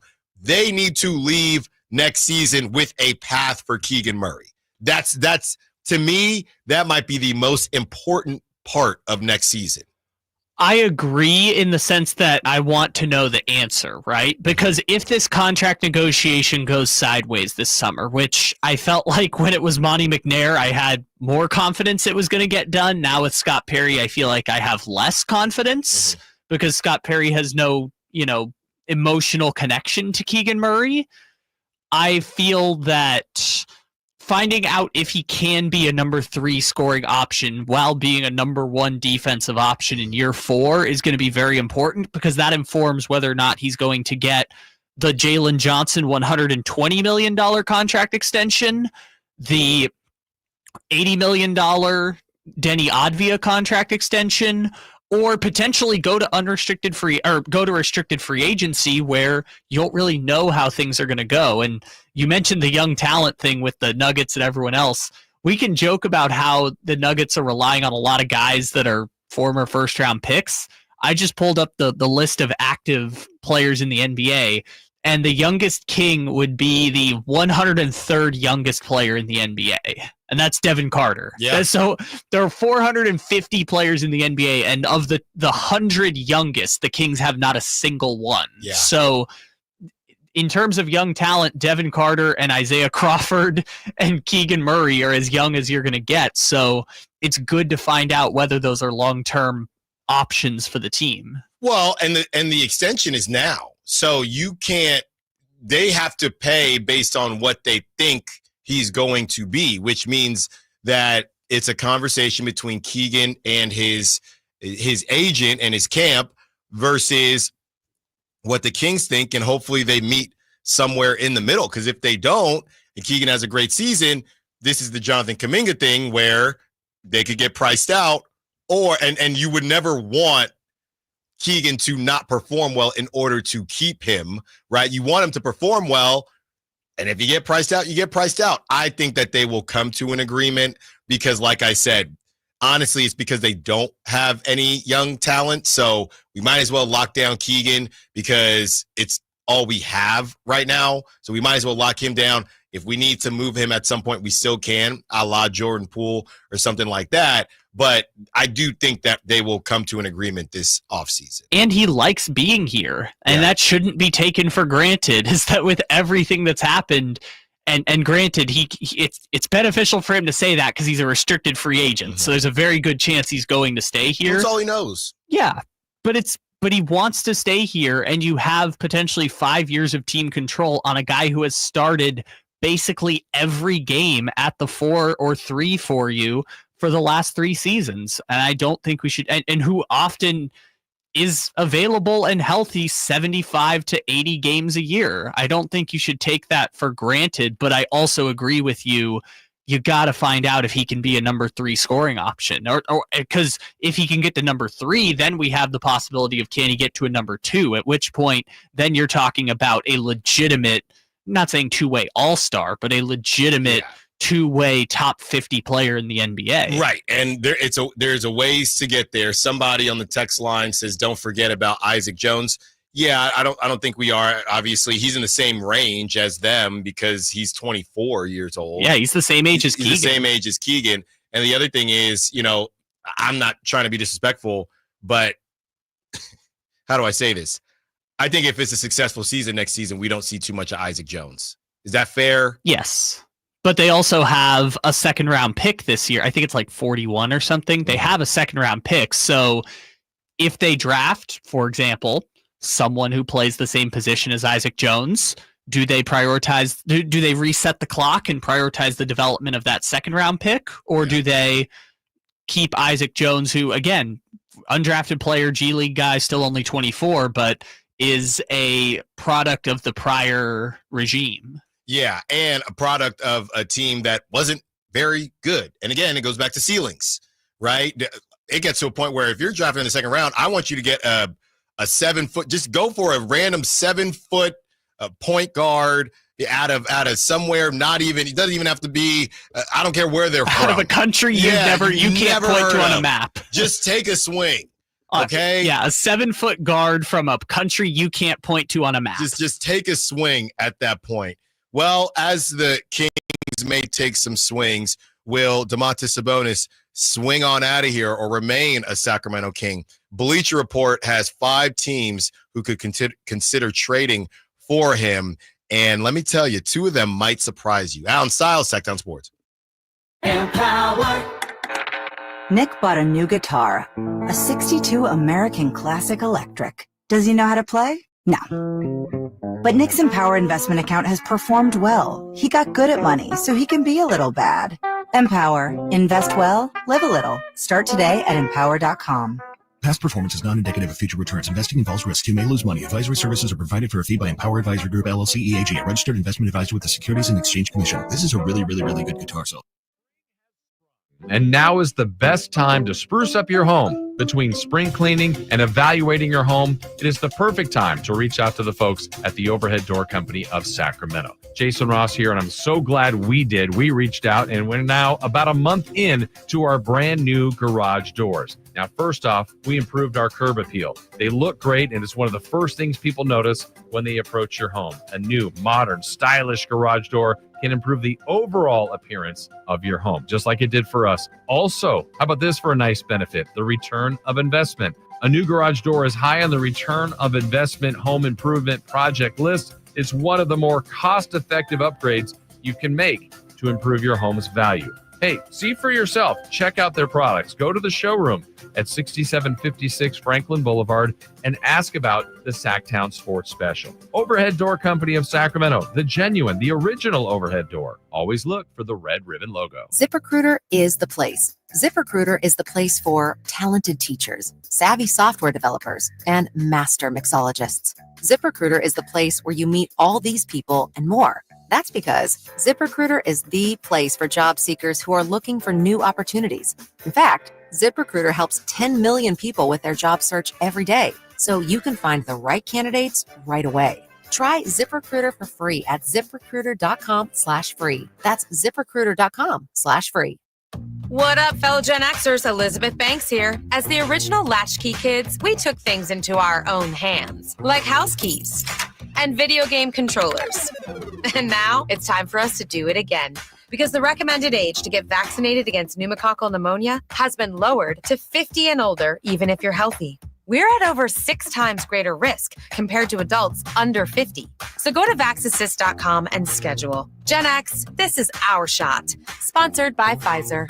Power Business Technology is proud to be a 100% independent, locally owned and managed Toshiba copier dealer. Local ownership cuts out the red tape, allowing ourselves to never be too busy to personally answer the call when our clients need us. Recognized for excellence in service execution, training, and customer service, we're proud to be named a Toshiba ProMasters Elite Dealer since 2021. Contact us today for all your business printing needs at 844-POWER-BZ. That's 844-769-3729, or visit us at powercopiers.com. Diabetes, high blood pressure, anxiety meds, everyone's on them. If you're a 50-year-old male, maybe a bit porky, and you may even have type 2 diabetes, $1 million of term insurance may only cost you about $200 a month. Call Term Provider. Speak with Big Lou at 800-444-2013. Big Lou will find a term life policy for you even if you have type 2 diabetes, are overweight, or have high blood pressure. Term Provider has helped thousands of people like you who think they can't afford term life insurance. To buy $1 million of affordable term life for you, all you need to do is call Big Lou at 800-444-2013. Lou will make sure the scales are tipped in your favor. Call 800-444-2013. Big Lou will answer your call and work to fit you into a term life policy that you can afford. Remember, Big Lou's like you. He's on meds too. Call 800-444-2013. 800-444-2013. KHD-KHD1 Sacramento. KYMX HD3 Sacramento. From the Power Business Technology Toshiba Studios, Sacktown Sports 1140.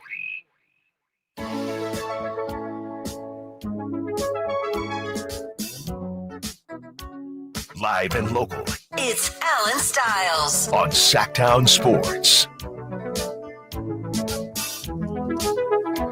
5 landing spots for Domantas Sabonis, according to Zach Buckley on Bleacher Report. Obviously, we know about the reports about him seeking clarity. And the reality is, look, like I said yesterday, I've been told everyone close to the situation would be very, very surprised if if Doug Christie does not come back as head coach. But if he doesn't, then I think that there is a conversation that will be had as far as Domantas Sabonis. So we'll see what happens next week. Do they go with, if they go with Doug Christie, I don't see Domantas Sabonis not being happy with the Kings. But if they don't go with Doug Christie, if they go with Van Gundy or Sam Cassell or one of these coaches that have been floating around, Terry Stotts and guys like that, whoever it may be, somebody not named Doug Christie, maybe things change for Domantas Sabonis. So here are the teams that were mentioned. I teased one earlier today that I don't want this for Domantas Sabonis, but the one that I initially teased was the Charlotte Hornets, which is crazy. The Orlando Magic, which is, I guess, less crazy, but those brothers need spacing, so I don't really know. Yeah, their problem is shooting. Yeah, they don't need Domantas Sabonis. I guess he's 40%, but... Well, no, the thing is, like, it would be Sabonis, and then you spread everyone else out, and, like, that's going to be a lot of KCP bricks. Yeah, and maybe it was just one rough season, and he'll figure it out. Another team is the Grizzlies, the Memphis Grizzlies. The Detroit Pistons had a shout, and last but not least, the Phoenix Suns. So it would be a pairing of Domantas Sabonis and Devin Booker. If you notice, all of these teams have a playmaking point guard or a playmaking point whatever, which Domantas doesn't have right now. The Hornets have LaMelo Ball when he's available. The Magic have Paolo Banchero. The Grizzlies have Ja Morant when he's available. The Pistons have Cade Cunningham, who's a stud. And the Suns have Devin Booker, who sometimes is a point guard. So obviously the surprising one, and we can take a look at what they're discussing as far as the Hornets are concerned. When it comes to the Hornets, they said the Hornets might be farther moved from contention than the Kings or any team on this list, but it's that very gap competing in their current level of play that could steer the Buzz City Brass towards the big fella. So they say that could be a situation for Domantas Sabonis. I wouldn't wish that on Domantas Sabonis at all. That place is a disaster. LaMelo Ball also can't stay healthy. So I wouldn't want that for Domantas Sabonis at all. I don't want to do the conversation, but like they don't have much to trade either. No, they don't. So let's just not even do it. The Grizzlies, that's interesting to me because is that a Jaren Jackson Jr. conversation? Are they trying to pair them? Jaren Jackson Jr. can shoot the three ball. If you commissioned a basketball laboratory to build the perfect front court partner for Sabonis, they'd fashion someone bearing a striking resemblance to Jaren Jackson Jr. On offense, Jackson's three-point threat would open the floor for Sabonis to punish players in the post. On defense, Jackson's shot blocking and versatility would help cover Sabonis' most glaring weaknesses. Yeah, this one makes sense to me. Now, again, that answers our question. So you're holding on to Jaren Jackson. Okay, so are we talking Zach Edey, baby? All right. Are we talking Ja Morant, Zach Edey to the Kings? No, I think Ja Morant stays in this situation also. I think this is probably Desmond Bay. I mean, you got to get somebody. Who are we getting? It's Brandon Clark, Zach Edey. No, where's the dial tone? Give me the dial tone. I don't know. We're not doing that. No, I think the option, the Grizzlies would do that as like, we're going all in and the Kings are tearing it to the ground kind of situation. I think that's the Kings aren't trying to stay afloat in this. I think that's the case in all of these. I think if you're talking about trading Domantas Sabonis at all, you're talking about just tearing it down. The Detroit Pistons, Cade Cunningham's all-star ascension fueled the Pistons to their first playoff trip since 2019. Feels 2019. Yeah. Blake Griffin? The Eastern Conference, man. They got swept. They made it twice with Blake Griffin. They got swept both times. The Eastern Conference. If you're not playing in May, you really suck. Yeah. That's their tagline. You got to get there at least once. That's their tagline. Let me see how good they were that year. If they're hoping for an even higher climb up the standings, though, then they need a legitimate co-star. Why not Sabonis? He instantly slot in as their best rebounder and second best scorer and playmaker. And those rankings would stand even if Detroit had a healthy Jaden Ivey in the mix. And if the Pistons managed to keep Ivey out of the deal, the Kings could demand his inclusion given their backcourt needs. That could be a formidable three-headed monster on the offensive end. Can I just say, if the Kings end up tearing it down and work with the Pistons and get Jaden Ivey, it would be the guy who made the shot that essentially destroyed the Beam team, then coming to finally end the last piece of the Beam team. Oh, that's way funnier than where I thought you were taking it, which is, if you'll remember in 2022, it was him or Keegan Murray the Kings were thinking of picking, and he was like, I want to go to Detroit. Right. I don't want to go to Sacramento. Yeah. And then he ends up not only dismantling Sacramento, but then being stuck with the mess that he created. By the way, 2019 Pistons, 41-41 with a lineup of Reggie Jackson, Bruce Brown, Reggie Bullock, Blake Griffin, and Andre Drummond. The Eastern Conference. You can suck and still get into the playoffs. Blake Griffin made All-NBA that year. The Pistons, this is how they close it. The Pistons should have the trade chips to make this happen, too. Any one of Ivy, Duren, Isaiah Stewart. Oh, God. Could potentially headline the package, and combining two of the three would lessen Detroit's costs in prospects and or draft picks. Dude, so, if we had, again, I don't want to do this, but if we traded Sabonis and didn't get Asar Thompson, I would throw something through the glass. Yeah, I don't like any of these that I've heard so far. What we did, the Hornets, or we didn't waste time on the Hornets, the Grizzlies, the Pistons. So we still have the Magic and the Suns. Let's see if anything piques our interest with the Magic. Magic fans might take a minute to come around to this idea, since Sabonis wouldn't scratch their itches for long-range shooting or backcourt scoring. Having said that, this is still a team in dire need of offensive production, and Sabonis would bring that in spades. They go on to discuss who the Magic might be able to or might be okay with moving off of. This isn't a smash the piggy bank type of pickup for the Magic, but they could get a deal done without emptying the asset collection. The hell they can. Start the offer with Anthony and Carter, sweeten it with a prospect like Tristan Da Silva or even Anthony Black, and throw in a future first or two, and Orlando is probably getting a handshake agreement. I don't hate it. Because you like Anthony Black? I do. I don't want to do it, but I don't hate it. And you get Wendell Carter. But again, if they make this move, I think the underlying point is like, Wendell Carter's already been traded in a rebuild before. Like, so he knows what to do. My point would be, when you make that move, 80% of the players on the roster won't be on the team 2 years from now, so it doesn't matter. I don't know. You get all you need is a leap from Anthony Black to be back in contention.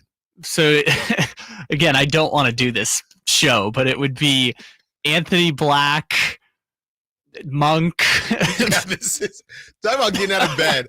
Anthony Black, Keegan Murray. That's good length. Is it?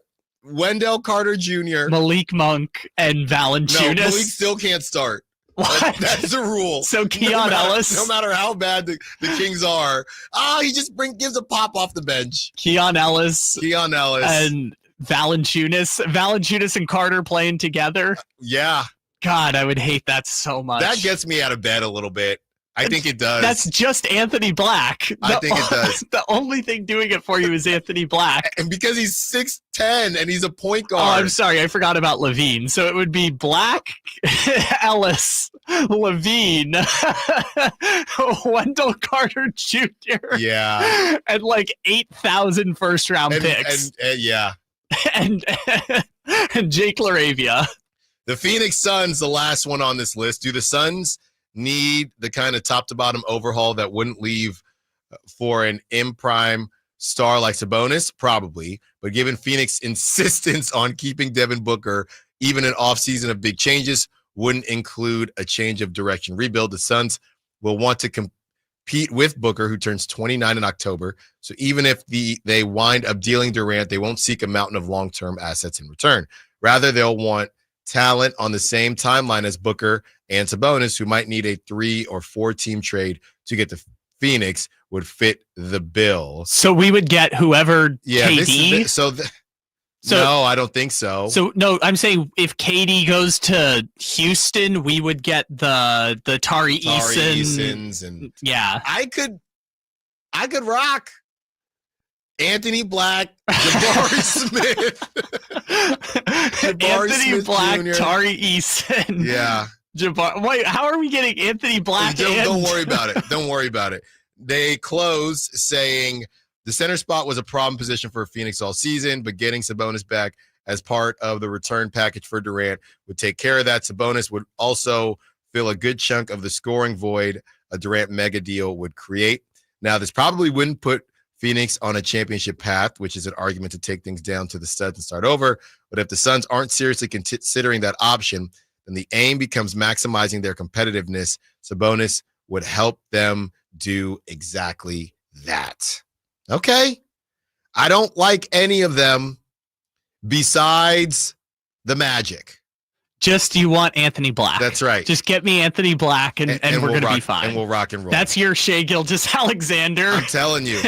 Your version of Shai Gilgeous-Alexander getting traded to the Thunder is just get me Anthony Black. That's a future MVP. I watched him do some things, man. I watched him do some things in this series, even though they're down. I'm following Zach Buckley on social media right now, and I'm going to send him a DM, try to get him on the show next week. Great stuff right there. And we can eliminate everyone but the Magic. Hornets, Grizzlies, Pistons, Phoenix Suns, absolutely not, unless you get Tari Eason to pair with Anthony Black. All right, when we return, we discuss the playmaking guards and where the Kings should go in the offseason. Allen Stiles, Sacktown Sports. The only place you'll find Keegan Murray is Sacktown Sports. Out to Keegan Murray, straight away for three, and Keegan knocks down the triple. Hey, Sacramento, it's Keegan Murray, and you're listening to the home of Sacramento Kings, Sacktown Sports. Your local sports leader.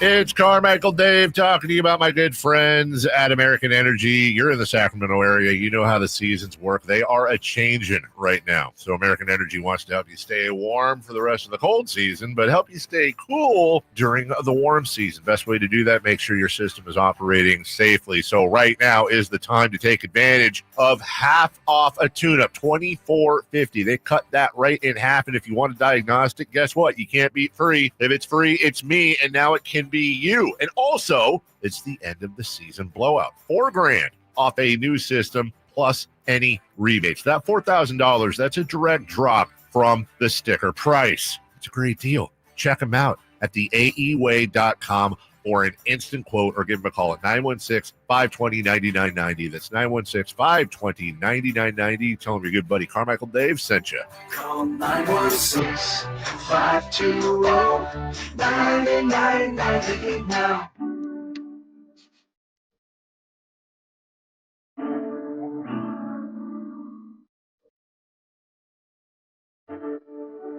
Allen Stiles You can join the show by texting 916-339-1140. on Sacktown Sports.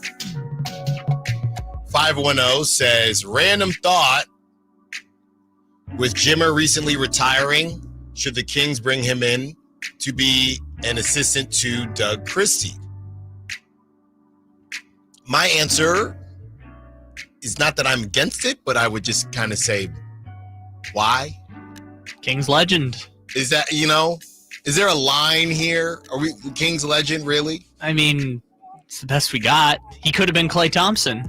Sure. If he had just not been a ball hog, he could have been Klay Thompson. But I don't know. I mean, I don't have a problem with it. I just don't really know. Is he going to be like a video coordinator? Is he going to be like a eighth guy on the bench kind of thing? Give me the dial tone. Hey, it's ringing. Hey, it's Jimmy. I just retired. Nah, I'm sorry, Jimmy. Jimmer, yes. You've called him the wrong name. He calls. Can't even call him the right name. Jimmer is actually his legal name, I believe. What is? Jimmer, I believe, is his legal name. Oh, I don't doubt that. I just called him Jimmy. Old Jimmy. James Taft, Jimmer Fredette. Give me the dial tone again. I can't do. Yeah, sorry, James Tafford, Jimmer Fredette. James Taft Fredette is a lot different than Jimmer Fredette. Yeah. So, no, look, I'm not against it. Sure, why not? It's a random Friday, I guess. Bring them on. We got to figure out who the head coach is first before we start talking about assistant head coaches, even though the word is that the Kings are going to move forward with Doug Christie. At least a lot of people would be surprised if they didn't move forward with Doug Christie. From Brett Siegel, good friend of the show, Siegel Scoops, with Kyrie Irving, who won't be back until 2026 with a torn ACL, and Fred VanVleet expected to remain where they are. The best available point guards will be D'Angelo Russell, Dennis Schroeder, Chris Paul, and Russell Westbrook. Are you picking up the phone for any of those? Those are the best free agent availabilities this summer. There's also trades, obviously. Like, they could trade DeRozan for a point guard. Like, I've thrown out CJ McCollum. Some people want to try and get DeJounte Murray. Is CJ McCollum even a point guard? Yeah. I mean, he played. No. Yeah. I don't like that. Yeah. Where's the Doug Christie? Give me the Doug Christie. Yeah. I don't really like how you said that. Yeah, he is. Is Malik Monk kind of a point guard? No. I think we would have said the same thing. Who's more of a point guard, CJ McCollum or Malik Monk? Well, CJ. I mean, CJ was playing point guard for them last year. That was Grand Theft Alvarado. He's a shooting guard. Alvarado is basically Keon Ellis. Yeah, no thank you on CJ. Thank you, Doug. No thank you on CJ. As far as the free agents, I'm out on D'Angelo Russell. He plays the worst style of basketball. Dennis Schroeder. Kyle, your guy Chris Paul, what you got? I'm in on Chris Paul. Not necessarily to be a starter. I know a lot of people were saying, no, don't go get Chris Paul. Chris Paul doesn't have to be a starter, but he gives you playmaking for 20 minutes a game. I don't even know if he would close or not. But during the last segment, we talked about the candidates for Sabonis trade, right? Mm-hmm. And the underlying point is, like, between Paolo, LaMelo, John Morant, Cade Cunningham, Devin Booker, those are all playmaking guards with ball handling ability. And we heard yesterday from Sam Amick, like, Sabonis wants to get back to playing the style of play from the Beam Team season. That's going to require an elite playmaking guard with ball handling abilities. Now, I mentioned yesterday, if you bring in Chris Paul, you have Chris Paul, which gives you ball handling abilities, and Zach LaVine, which gives you elite playmaking guard. You'd have to start Chris Paul, though. Yeah, if you play both of them at the same time, your defense is going to be atrocious. Right. But it's kind of a happy medium, right? If the Kings can't get another De'Aaron Fox, which is to say they can't get Jamal Murray, they can't get Trae Young, they can't get John Morant, they can't even get CJ McCollum, which you just outright don't even want. If they can't get any of those guys, maybe a happy compromise is bring in Chris Paul, so that way you have elements of both. You have ball handling, you have a playmaking guard in both Malik and Zach LaVine. I'm not saying it's perfect. I'm saying at some point we got to compromise, because even if you want to go for a Trae Young or a John Morant, even if those players were available, the Kings don't have the best trade package on the table. No. 916-339-1140. Some calls coming in. I think all roads, unfortunately, point to, and I shouldn't say unfortunately, Dennis Schroeder. Dennis Schroeder is probably the free agent that I think is low risk, decent reward. He has been a part of, he's in the playoffs right now. He was in the playoffs with the Lakers. He knows the game. He's a vet in the game. He can do, I think, more defensively than Chris Paul. I think offensively, he's better than Chris Paul. Yeah, he's probably going to cost a little bit more than Chris Paul. So I would go in that direction. Some texts coming in as well. Magic or Pistons could use a closer. Yeah, Debo for Anthony Black. Yeah, we talked about that last week. And I would do that in a heartbeat. I think that from what I was told from the Kings insiders with Chris Watkins and Brendan Nunes, they don't think that the Magic would be willing to move on from Anthony Black. I mean, he's 20 or 21 years old, a 6'9" point guard. I would love it. Now, that doesn't mean that maybe you can't get a Cole Anthony or something like that, but obviously, going back to the NFL draft and ceilings, Anthony Black's ceiling is much higher than Cole Anthony, even if Cole Anthony is maybe a better player right now. 209 says, Chris Paul, ? Is John Stockton available? Yeah. I don't want him, but, I don't even love Dennis Schroeder, but this is the free agent market. Obviously, the trade market, it takes two to tango. The 510 says, if the Bucks get swept, would Dame be available? Dame is intriguing. Scott Perry has ties to Dame, and, obviously Dame, if you're going to call home, if you're going to say DeMar DeRozan is home, I mean, Dame's from Oakland. That's what, hour 20 away from Sacramento? That's actually home. That you could say Dame is coming home. He'd get a chance to stick it to the Warriors, who obviously they had Steph Curry, but I feel like when the Warriors were still in Oakland, Dame probably always wanted to play for the Warriors. You get a chance to play on the Kings, stick it to the Warriors, be part of that rivalry towards the end of your career. I'd be into it. I don't know what that price tag looks like, but I'd be into it. But again, we're talking free agents here.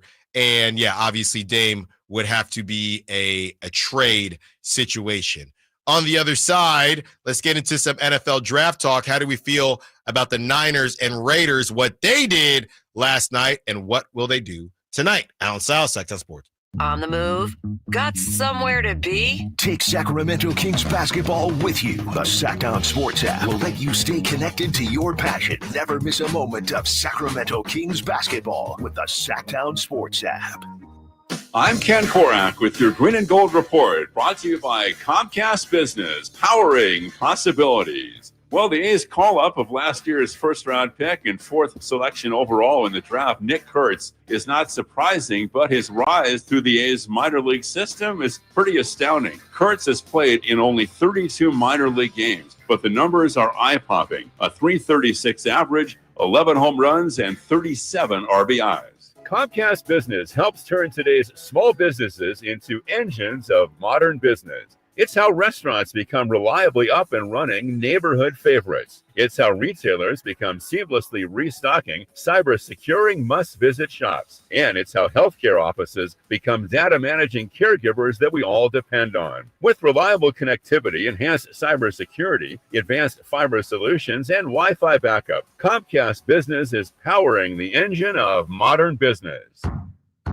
Twin Peaks is the best in the game. Here, the ultimate lunch lineup boasts wall-to-wall sports and scenic views. When you're hungry and in a hurry, the Scratch Kitchen delivers lunch in the clutch. I mean, where else can you order a 29-degree draft beer and a quickie combo on your lunch break? Only at Twin Peaks, the #1 sports bar. Twin Peaks Scratch Kitchen scores every time. Dig into hand-smashed burgers, chef-inspired flatbreads, and more at your local lodge. Ooh, ma. What was that? That is business phone bliss with the Ooma Cloud phone system. It handles all our voice, video, and messaging needs. You sound very calm. I am. Ooma has everything I need to run my business more efficiently, like virtual receptionist, call routing, and video conferencing. And it starts at just $19.95 per month per user, plus taxes and fees. Ooma. Nice. Find your business comm at ooma.com/radio. When might you be buzzed? When you suddenly love everything. You guys, I love this song. I love these nachos. I love our kickball league. Oh, I love this guy. What's your name? You know what I love? A ride when it's time to head out. If you see a buzzed warning sign, call for a ride when it's time to go home. Buzz driving is drunk driving. A message from NHTSA and the Ad Council. I love your car. Is this real leather? Sacramento's premier country music festival, Country in the Park, is coming back May 16th and 17th at Cal Expo with Bailey Zimmerman, Billy Currington, Cole Wetzel, Nate Smith, and more.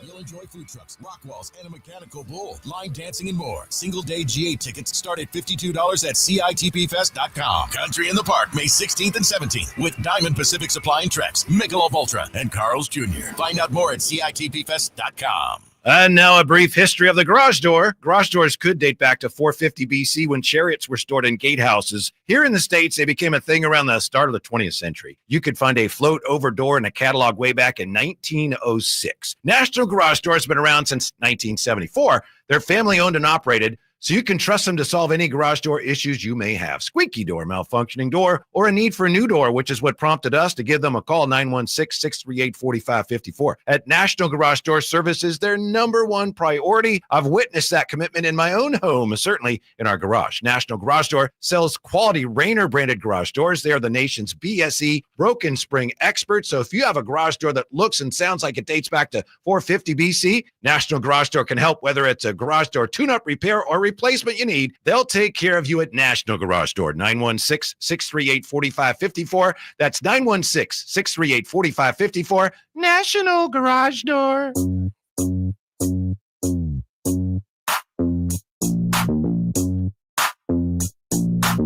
With the 11th pick in the 2025 NFL Draft, the San Francisco 49ers select Mykel Williams, defensive end, Georgia. Allen Stiles. Watch the show on youtube.com/Sacktown Sports 1140. Or listen on the Sacktown Sports app. I don't know if there was some booze there or if it was just the audio. Just no Niners fans there. Zero. Well, there and you know what? I do want to give a quick shout out to Green Bay being out in Sacramento now. You know, there were a lot of football players. I saw Ashton Jeanty, and I don't think I'm getting centelled or tricked here because I don't. There's just so much information going on, but pretty sure I saw Ashton Jeanty say that there's a bunch of players were saying there's nothing to do out here, and people were kind of checking them like, Ashton, you went to Boise State. What are we doing here? And I do feel like people should maybe chill out with the let's make fun of the let's make fun of the small city that we're trying to have this thing in. I thought it was a little overdone. Every single player saying there's nothing to do here. A lot of you are in the SEC, Alabama, Georgia. You're not in big cities, so I didn't. It's like, hey, just leave it alone. You're out there for a night. You're out there for a week, whatever it is. You're about to get drafted. Leave it. And some media members were doing it too. Just leave it alone, man. It's almost like Green Bay is like from another time, right? In the modern NFL with billion-dollar stadiums and like the Rams are building an entire city around their stadium. It's like, it's weird how Green Bay, I mean, weird in a good way, but weird in a bad way where it's like they built a stage in the middle of a neighborhood. Like it was a giant block party. And then they had like people in the stadium. It was so interesting. Just leave it. Just leave it. You're there for a couple days. You don't need a bag on a city or whatever it is. Just say it's nice. Thanks, Dave. It's been great hospitality. And I know those Airbnb prices had to be insane there. I saw someone make the point like Green Bay has 100,000 people who live in the city, and there were 250,000 people there for the draft. I know those Airbnb prices had to be insane. And good for them. Get in where you fit in. Before we get to this NFL kind of draft stuff, as Ashton Jeanty goes to the Raiders, and I was so thankful that trade happened because you never know. But the Browns making. I don't know that the Browns were going to, go in that direction, or the Jags were going to go in that direction anyway. Ashton Jeanty goes to the Raiders, and the Niners get Mykel Williams, the pass rusher out of Georgia. But there's some NBA news that's floating around, and this one is interesting because we've talked about this guy a good bit. This is from Sam Gordon, who covers the Warriors for the SF Chronicle. This is a quote from Jonathan Kuminga.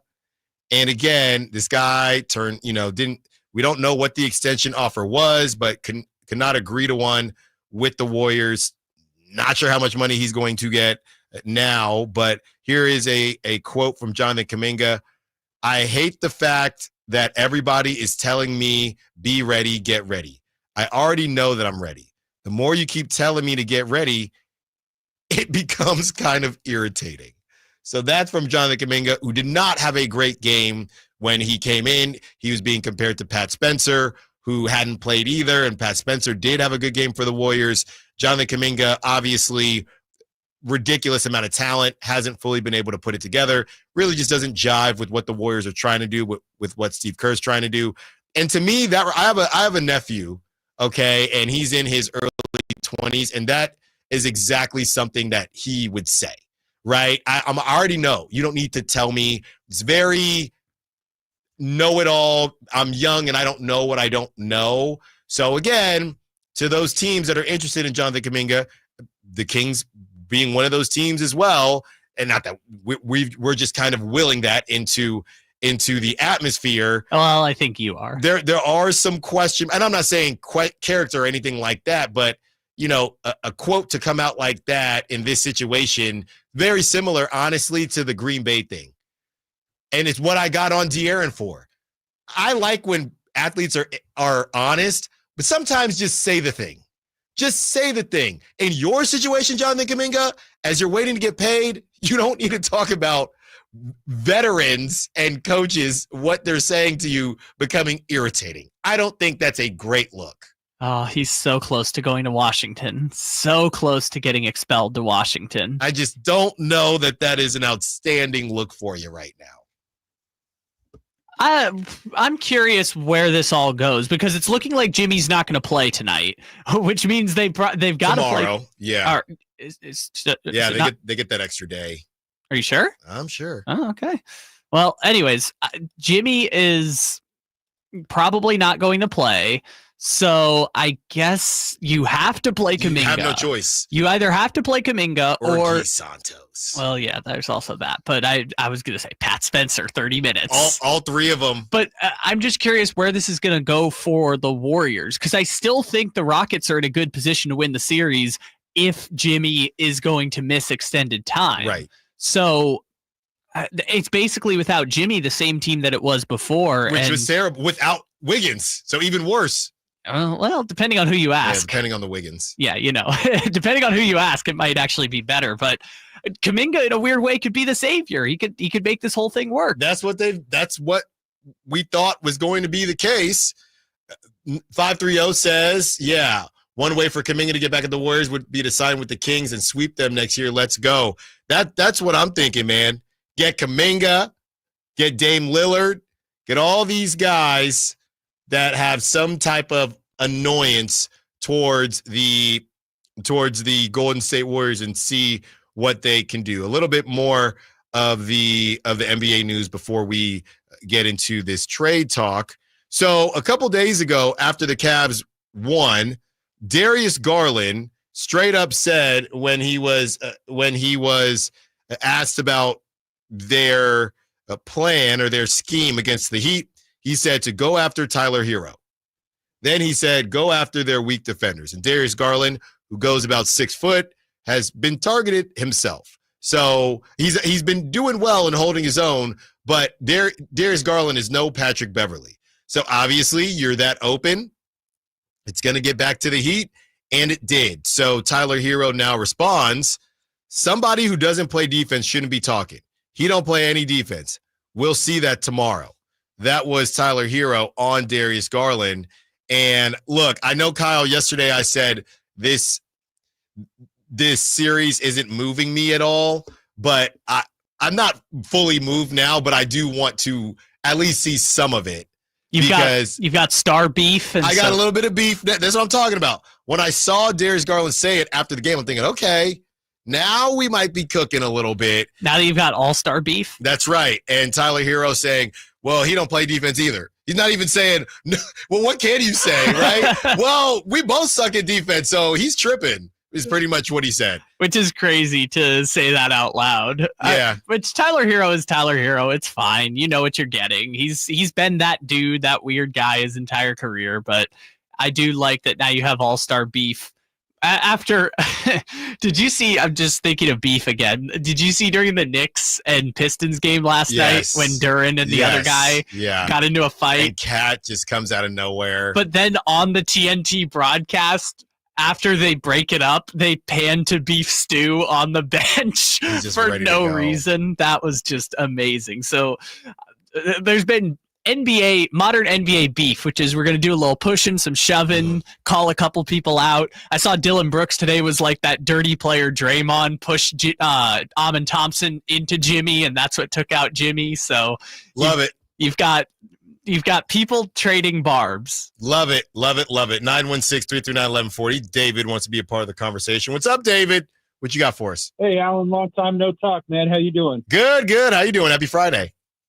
Good. Love your show. Thank you. Hey, listen, man, I'm gonna tell you, like a lot of us probably think, Doug Christie, local legend. I mean, we all love him. He's the biggest rah guy. You don't find many people that have played here in the past that are so passionate about this city and about the team and about the future. He is just all about it. But the problem for me is it's on the floor, the X's and O's. I just can't get past some of the stuff he did. And we can talk about the lopsided lineup he had and so forth, but I still just think that there's an element of floor generalship that is missing, particularly rotations, philosophy. He was trying to run an 8-man rotation at the end. That's something Rick Adelman used to do in the playoffs. Yeah, thanks for the call. Well, David, before you go, was there anything in particular that you wanted to see more when you talk about the X's and O's? I'm just curious. Yeah, I would have liked to have seen him run the 2-man with the two bigs like Houston has been. And I would also like to see him not cater so much to the two guys that came from Chicago. But if we're going to talk about rookie coaches, I wouldn't mind seeing Cassell. I think he'd be a step up in my opinion. Thanks for the call, David. Yeah, I did pick up the phone. We did a segment earlier today where we pretended that the incessant calls that Scott Perry was having, that's even louder, the incessant calls that Scott Perry was having, we went through who's calling, and I picked up and either hung up the phone. That's actually on YouTube if you missed that segment. And I did pick up the phone for Sam Cassell. So I'm with David on that one. I'm not saying I would take him over Doug. Yeah, the two big man lineup, and I feel like David might be talking about the play-in game. I just don't know why we didn't see it. They had a ton of time to go over this. They had a ton of time. They talked about the fact that they scouted for a week, 2 weeks, and then you get hit in the mouth and you don't even try it. That was bizarre to me. I don't know, there are a lot of things that we can talk about as far as, hey, well, Alan, you always say the ingredients and the chef and what's in the fridge. I do feel like he did not utilize his ingredients well enough in that game. And that's the last time we saw him. And that matters. I'm not saying I don't want to go with Doug Christie, but, as far as the coaching carousel is concerned versus the new up-and-comers, the coaching ladder, if you will, it's going to be tough, man. And I'm with David. If Sam Cassell calls, I would definitely be listening. Now, if we were to, and we'll do this, we might have to do it quickly because the decision is supposed to be made within the next week or so. But if I were to create a ladder, right? Sam Cassell is on that ladder. Taylor Jenkins is on that ladder. I don't know right now if they're ahead of Doug Christie because I'm not the one interviewing them. But based on their resumes, I mean, it's tight. It's really, really tight. Your calls continuing to come through. Sam, don't go anywhere. You kick off our next segment. We'll keep the conversation going and get into what the Niners and Raiders did as well. Allen Stiles, Sacktown Sports. Keegan Murray plays here. Keegan scores another three-pointer. Keegan Murray knocking it down for 23 points. Match De'Aaron Fox for game scoring honors. Sacktown Sports is your proud home of the Sacramento Kings. Advanced Infusion Center, where we prioritize your comfort and well-being. Whether you're managing a chronic condition or seeking specialized IV therapy, our state-of-the-art center offers tailored solutions to meet your needs. Advanced Infusion Center's dedicated healthcare professionals are here to ensure your safety and provide personalized care. Conveniently located in Sacramento and Yuba City with flexible scheduling options. Experience a new standard in infusion therapy. Visit Advanced Infusion Center today at advancedinfusion.com. Welcome to the NBA playoffs. The moment we've all been waiting for is here. The fans now on the edge of their seats. It's time to stay locked in to every single moment. Because you never know when history will be made. When it's win or go home, every moment matters. So don't miss a thing. NBA playoffs presented by Google continues on ABC, ESPN, TNT, and NBA TV. Whoa, it's you, the Capital One Bank guy. That's what they call me. Mind if I get a selfie? Yeah, sure thing. Save no fees or minimums on your Capital One checking account. Wow, that's a keeper. So, where are you heading? I'm off to spread the good news that Capital One helps people keep more money in their wallet with no overdraft fees. Oh, you're the best Capital One Bank guy. Hey, mind if I get a selfie? Sure. Say, Capital One, what's in your wallet? Terms apply. See CapitalOne.com/bank for details. Capital One NA, member FDIC. Welcome to Staples. Hi, I hear Staples prints it all. Oh, you bet. Posters, banners. Can you print it all for Mother's Day? Oh, of course. Photo gifts like canvas prints, photo puzzles. Can you print it all for graduation? Sure can. Custom cards and invites. Can you print a huge banner with the grad's picture? Oh, definitely. Even an embarrassing baby picture? Oh, those are the best kind. I know, right? Print it all for moms and grads at Staples. And right now, get 40% off custom cards, invites, and photo gifts. N75 exclusions apply. Visit staples.com/print for details. Bonneville International Radio Station contests are open to participants at least 18 years of age and older that are residents of California and who reside in one of the 6 counties that make up the Sacramento metro area, unless otherwise specified. Employees or agents of the station, Bonneville International Corporation, other area radio stations, or any entity associated with the contest are not eligible to win, unless the station otherwise specifies in its own discretion. Persons who have won in the last 30 days from a station contest or event may not be eligible. For a copy of the general contest rules, visit khtk.com. Welcome to Staples. Hi, I hear Staples prints it all. Oh, you bet. Posters, banners. Can you print it all for Mother's Day? Oh, of course. Photo gifts like canvas prints, photo puzzles. Can you print it all for graduation? Sure can. Custom cards and invites. Can you print a huge banner with the grad's picture? Oh, definitely. Even an embarrassing baby picture? Oh, those are the best kind. I know, right? Print it all for moms and grads at Staples. And right now, get 40% off custom cards, invites, and photo gifts. N75 exclusions apply. Visit staples.com/print for details. Listen up, Gen Xers. Elizabeth Banks here. The recommended age for pneumococcal pneumonia vaccination has been lowered to 50 and older, even if you're healthy. It's up to us to lead the way. We've done this before. Music videos, fanny packs, even the World Wide Web.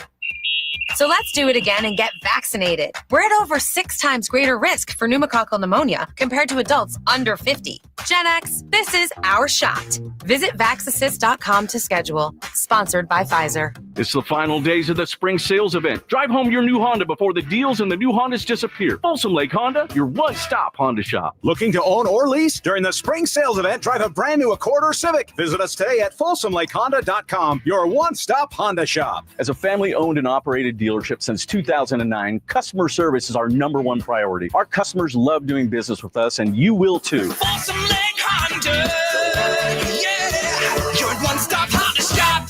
Want the best movie experience in town? Join Sacktown Sports IMAX Pass by visiting sacktownsports.com. Sign up today. You can win tickets to see this week's films at the Esquire IMAX Theater.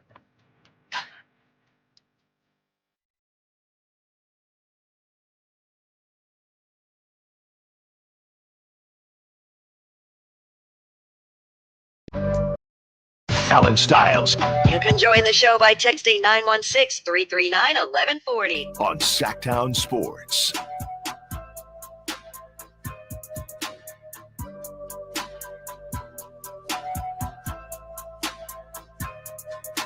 Nine 916-339-1140.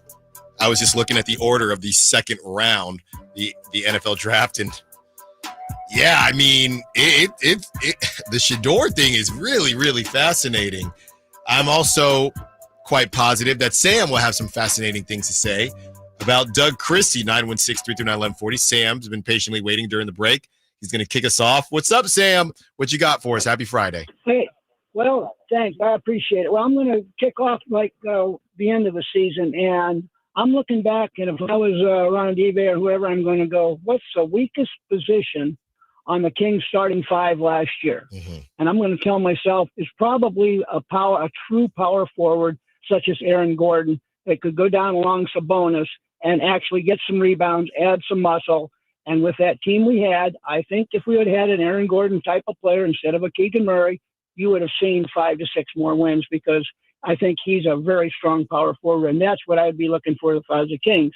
Number 2, I look at Doug Christie. Hey, Sam Cassell, nice guy. He's got to learn the ropes too. Instead of bringing in an old retreaded type of a coach, such as those two brothers that are running around, Van Gundy brothers or whoever, I agree. Christie was the weakest on the X and O's, which that gentleman said very well. Mm-hmm. If I was it, I would look and I would go out and get a retread coach. So I would bring in a Terry Stotts. I'd bring in somebody like that to put themselves around Christie instead of bringing a Stotts in and letting him be the Kings head coach. Bring him in under Christie. Sam, real quick before, if we still have you, so just to be clear, because we talked about it earlier in the show, you would move Keegan Murray in a deal if it meant getting Aaron Gordon back. Absolutely. Wow. All right. Thanks for the call, Sam. Great stuff. I wonder how many people feel like that. And again, if you go on, and Kyle made a great point, if you do look on Fanspo or whatever it is, Aaron Gordon does have a new contract coming. So he is going to make, and again, it depends on how much you like Aaron Gordon. You could like him at a certain amount of money and not. And here it is. Yeah. Starting next season, right now he's making 20-something, mid-20s. Do you like Aaron Gordon? You like Aaron Gordon now at 22, whatever it is. Do you like Aaron Gordon at 31 years old at $31.9 million? Do you like Aaron Gordon at $34.5 million at 32? And do you like Aaron Gordon with the player option when he's 33 years old, player option of $37 million? Now, that's not earth-shattering money, but this is a guy who is kind of known as that gritty dude. He can get hot from three from time to time, but he's not an offensive player per se. Again, we start looking around, and you're trying to figure out who this team is going to be. We're getting rid of, and I know Sam wasn't saying to get rid of all these guys, but people want to get rid of the scoring. People want to get rid of Keegan Murray in the shooting. We can't go too gritty, and you still got to put the ball in the basket, because then you would just be an older version of the Rockets is what you'd be. That's exactly who you'd be. Yeah, and I guess it would make sense given you have the point center, but I feel like, and again, I'm not advocating for not doing anything, but like if you bring in Aaron Gordon for DeRozan and Keegan and then bring in a point guard, you've just created like a worse version of the Nuggets, and the Nuggets are falling apart right now. They're going to lose in the first round. Yeah, I guess if there's any way to get Aaron Gordon and not get rid of DeRozan and Keegan, then that's what you do. I can't give up Keegan and DeRozan for Aaron Gordon, and that's the problem. He's about to make $31 million. So I like Aaron Gordon, but it's just a matter of the assets and how you would get Aaron Gordon is the problem. If it was Aaron Gordon for Keegan Murray straight up, I'd have the conversation, but that money doesn't match. No, I mean, I would definitely do that. I think Aaron Gordon right now is the best case version of what Keegan Murray's value is going to be. I'm not saying Keegan Murray is going to be that dunker, 4, sometimes 5 kind of guy. But my point is 2 years ago, Aaron Gordon was almost an all-star. I mean, he was a 2-way fringe all-star. And if Keegan Murray ever gets to that point, that means Keegan's going to be a number 2 scoring option in an offense with Sabonis, where he's the Keegan will be the 3rd best player and number 2 scoring option. But Aaron Gordon was never the second scoring option. Huh? Aaron Gordon was never the second. He was, if you count like Jokic as the point center, kind of what Sabonis does, right? Like Jokic is the best player, but you have Murray, and then you have Gordon, and Jokic makes both of those guys better. So I'm saying the third best player on a team competing for a championship. Yeah, there's got to be a Walmart Aaron Gordon walking around somewhere that's right in front of our face, and we're just missing him. Well, let's pull up the Ringer's top 100 players list again and go to forwards and see who's below Aaron Gordon. There's got to be someone out there. Yeah. Raiders, while Kyle does that, the Raiders end up going in the direction of running back. I believe now they have, I think, the 5th pick tonight. They could get spicy if they want and take Shedeur Sanders, and I wouldn't put it past them. But I think it's trenches time. I'd like the Raiders to get a wide receiver earlier than later. I think the 3rd round is what I saw on NFL.com for the Raiders to get another wide receiver. But they got to build those trenches, offensive line, and we know that their defense is coming along. But they go with Ashton Jeanty. The 49ers select Mykel Williams from Georgia to play opposite Nick Bosa. And I wouldn't say a lot, but a couple Niner fans aren't happy about that. And I just want to know, what exactly is it that you want? I understood why you were mad about Ricky Pearsall, because I don't think that you needed a wide receiver. They thought maybe they'd move off of Debo or Ayuk. They did end up moving off of Debo this season. So I got that. But Mykel Williams, I mean, this is a need. This dude is a freak of nature. Okay, he was injured a bit, which I think is the biggest kind of harp on him. But I don't really know. Sometimes with Niner fans, I don't really know what exactly it is that they're looking for or what they want, because this is a need, and it's been a need for a very, very long time. And a lot of people thought that the Niners would do some Niners stuff and mess around. But, Salah back in the building, they said, no, we're gonna finally nail this thing and start from the ground up a little bit. So I liked the pick. If he can stay healthy, he's 20 years old. A lot of people are happy about how young he is and being 20 years old and being able to grow with the team. So I don't really know why there are any complaints. Last season, I think the complaints were, unless it's still offensive line. People are still upset about the offensive line. I mean, I saw, like I said yesterday, I saw edge projected. I saw defensive tackle. I saw cornerback, which, by the way, the cornerback I saw mocked to them a bunch, Will Johnson, still on the board going into day 2. So I don't know if drafting Will Johnson at 11 would have been the best move there. Mm-hmm. So I think one of the 2 Georgia edge rushers, which is Mykel Williams, who they obviously took, and Jalen Walker, who went to the Falcons, I think those were probably the 2 best edge rushers after Abdul Carter, and the Niners got one of them. I don't really know, if there was a better overall prospect on the board. I always say just take best player available, and the Niners kind of did that. I guess the only argument you could say is Jalen Walker was a better prospect, his Georgia teammate, but that's fine. They were both top 15 prospects. I think fans are maybe just used to complaining about the Niners drafts as well. So you got to find a way. It's maybe just part of the situation. You boo Goodell and you complain about the draft picks. I saw that a lot of people believe that Kyle Shanahan wasn't as involved in this pick as in years past, and that's why they went in this direction. So hopefully it works out for them, and hopefully it works out for the Raiders. Kyle will give us those generic store Aaron Gordons that he has found, and we finally get to this Chris Sims sound as he destroys Brock Purdy. Allen Stiles, Sacktown Sports. Empower. Nick bought a new guitar, a 62 American Classic Electric. Does he know how to play? No. But Nick's Empower investment account has performed well. He got good at money, so he can be a little bad. Empower. Invest well, live a little. Start today at empower.com. Past performance is not indicative of future returns. Investing involves risks. You may lose money. Advisory services are provided for a fee by Empower Advisory Group, LLC, EAG, a registered investment advisor with the Securities and Exchange Commission. This is a really, really, really good guitar solo. Come check out Capital Casino, Sacramento's #1 poker room with the most variety of table games in the region in a safe and friendly environment. Plenty of well-lit parking available, conveniently located in downtown Sacramento. And remember, Capital Casino has the best food, the best service, and the best action. 411 North 16th Street in downtown Sacramento. For more information, log on to capital-casino.com and please gamble responsibly. 1-800-GAMBLER. Power Business Technology is proud to be a 100% independent, locally owned and managed Toshiba copier dealer. Local ownership cuts out the red tape, allowing ourselves to never be too busy to personally answer the call when our clients need us. Recognized for excellence in service execution, training, and customer service, we're proud to be named a Toshiba ProMasters Elite Dealer since 2021. Contact us today for all your business printing needs at 844-POWER-BZ. That's 844-769-3729. Or visit us at powercopiers.com.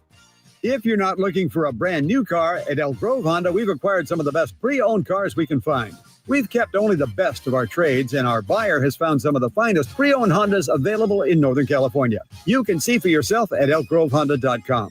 Whether you purchase a brand new Honda or a like-new pre-owned Honda, your car buying experience will be the same. We have the right Honda at the right price. You'll find us in the Elk Grove Auto Mall, Highway 99 and Elk Grove Boulevard. I gotta get an Elk Grove Honda. We're super excited to announce that the new truck center is now open at Sacramento Chrysler Dodge Jeep Ram. And it's easy to find from anywhere. They're centrally located right across from the Hagen Oaks Golf Course. At Sacramento Chrysler Dodge Jeep Ram, you never have to sacrifice great service to get a good deal. They make sure you're treated the way you deserve to be treated. Showing time and time again that Sacramento Chrysler Dodge Jeep Ram, it's the place where a handshake still means something. I mean, that's the reason why people are coming from all over town. Elk Grove, Folsom, Woodland, Roseville. Stop on in and experience the difference for yourself. Sacramento, get ready. The Sacktown Sports Live events calendar is packed with epic shows you won't want to miss. Classic rock bands, America takes the stage at Hard Rock Live Sacramento on May 9th. Then hip-hop legend LL Cool J brings the beats to Thunder Valley on May 10th. The Outlaw Music Festival rolls into Toyota Amphitheater on May 18th. And punk pioneers The Dam hit Ace of Spades on May 31st. June heats up with JJ Gray and Mofro at Ace of Spades on June 10th. Plus, country superstars Lee Brice and Walker Hayes at Ironstone Amphitheater on June 21st. Then it's 3 days of country fun at the Country Summer Music Festival at Sonoma County Fairgrounds on June 27th through the 29th. Get your boots ready for the Folsom Pro Rodeo July 3rd through 5th. Then catch Cody Johnson at Golden One Center on July 18th and Parker McCollum at Ironstone Amphitheater on August 16th. Mark your calendars, grab your tickets, and don't miss out. Find all the details at sacktownsports.com. Golf to Go is brought to you by the Hagen Oaks Golf Super Shop. Here's Frank LaRosa. You've probably heard the word, but do you know what a stimp meter is and how it works? Invented by Edward Stimpson in the 1930s, a stimp meter is a device used to measure the speed of putting surfaces. His version was made of wood and was simply a chute on which a golf ball would roll onto the green. Roderick Easdale writes in Golf Magazine, today's stimp meters are made of aluminum. They're 36 inches long and have a V-shaped chute down which the ball can roll.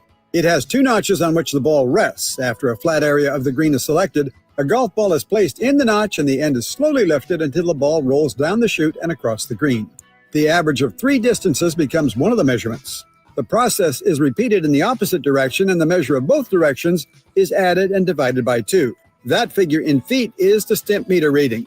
Most courses average 9 or 10 on stimp meter, which is neither too fast or too slow, just right for most recreational players. That's your Golf to Go. I'm Frank LaRosa. KHTK HD1 Sacramento, KYMX HD3 Sacramento. From the Power Business Technology Toshiba Studios. Sacramento's official home of the 49ers. San Francisco. Sacktown Sports, 1140.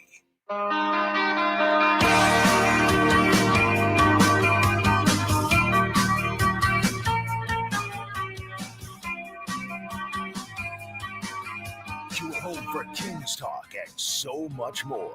Live and vocal. Allen Stiles on Sacktown Sports. One more hour with you, then we will hand you over to the Drive Guys. So we'll take you up to 2 p.m. Got more NBA playoffs today. Got the NFL draft today. So does Shador go back to the iced out man cave, or I don't know? It would appear he's already there. Based on the videos I've seen from Schefter, he is there. You have to be.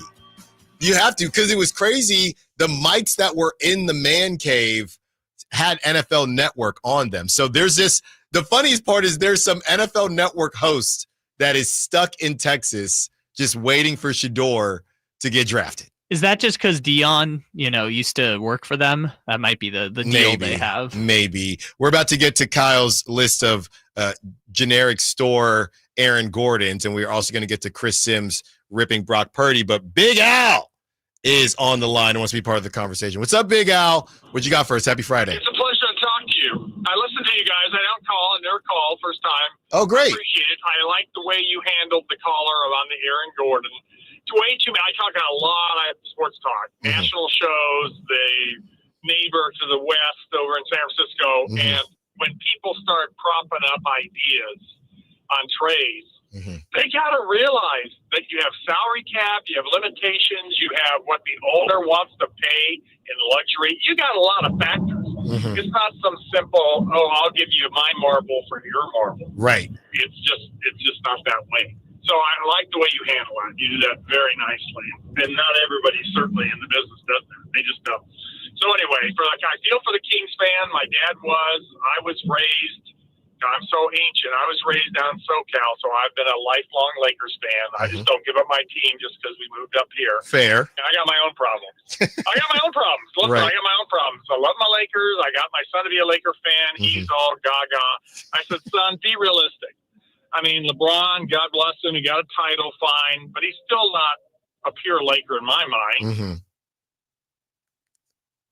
Greatest players, probably 3 of all time, but he's a hired gun. Let's be God honest. Let's be truthful on this. So I said, we got to rebuild our team, and it's so hard, like you would say. It's so hard when you have limited amount of cap space to maneuver in to get a high-quality player without having to give up 1 or 2 players to match that. I'll ask your opinion. You tell me now. Do you, from this point forward, let's just vision out 3 to 5 years, who would you think NBA teams are logical to be continual NBA playoff appearances? Yeah. Thanks for the call, Big Al. Appreciate it. Even Laker fans, they are accepted here, especially when you are as nice as Big Al is. So appreciate it. When you say nice things about Allen, you can be a fan of any team, and we're going to let you talk as long as you want. If I were to guess, and just off the top, I'm just going to pull up the standings real quick. But obviously, I'm going to say the Spurs. Okay, and like I said, I'm not the biggest De'Aaron Fox guy. I think De'Aaron Fox might be a 3 on that team, but they will find a way to have enough. But in 3 to 5 years, like Big Al asked, I would say the Thunder, the Spurs, and if I am positive, the Thunder, the Spurs. Honestly, I think that's where I'm going to stop, because I think the Rockets could mess this up. We just saw this happen with the Grizzlies, right? And what were the Grizzlies missing? And a number 1 championship option number 1. They don't have that. I could put the Lakers in there, but it's the Lakers. Luka has an opt-out. LeBron will be gone in 3 to 5 years. So the only team in the West, I would put the Thunder and the Spurs. And the rest of the teams are just older. In the East, the Celtics, just because they're the Celtics. I mean, they're going to have to start trade. The Celtics are in the weird case of new owner-itis. So I don't know if there's anyone I could, if I'm putting my hard-earned coin on a team, I'm probably just staying away from the Eastern Conference in general. So here's how I would answer the question, because I will give you 4 teams. Okay. It is, and again, it's not specifically teams, but you can infer from here. I'm going to say the team that has Wemby, the team that has SGA, the team that has Luka, and the team that has Anthony Edwards. I feel confident. Yeah, I forgot about the Timberwolves, I guess. But again, I don't know if Ant's going to be a Timberwolf in 4 years. But you're kind of not doing the exercise. Yeah. Which I think is kind of the point. But you're saying the Thunder and Spurs, which is fair because Shea's about to get cashed out. But that's where I stopped. But it's not because you don't think a team with Luka is going to be good. You just don't know who Luka is going to play for. And you just don't know who Anthony Edwards is going to be playing for. Right, but I think that's kind of the point that Big Al was trying to make. Yeah. When you're trying to build this thing. I guess I would make the point that any team that gets one of those 4 or 5 guys is going to have a shot at being a contender every year. Yeah. And the only players of the young generation that I feel confident are going to be MVP guys right now are Luka, Shea, Anthony Edwards, and Wemby. Yeah, great question, Big Al. Keep calling in. That was great stuff. Unless the Lakers start winning, then I don't know. Don't worry. They'll be getting Jamal Murray for Luka soon enough when Luka goes to Denver. Okay, don't. I hope his son isn't listening to that. Why are you going to try to give him nightmares like that? $50 million for Jamal Murray. That is something that I would wake up in cold sweats. Oh, that would be so fun. My take on the Luka trade, and I'm going to stick by it, is everyone's going to end up unhappy because of it, and it's looking pretty good right now.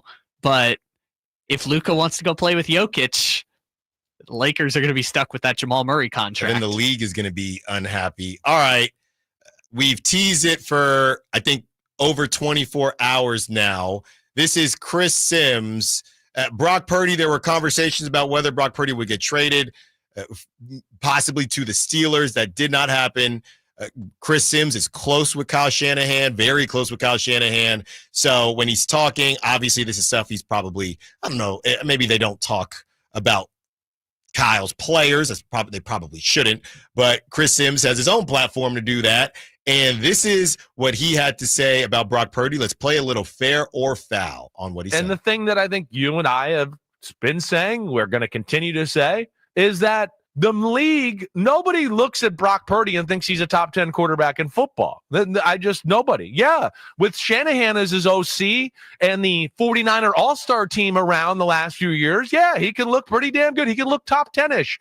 But we just saw last year when the 49er All-Star team fell apart and got injured, 6-11, and we're talking about we're going to pay over $50 million a year, and that's what it seems like.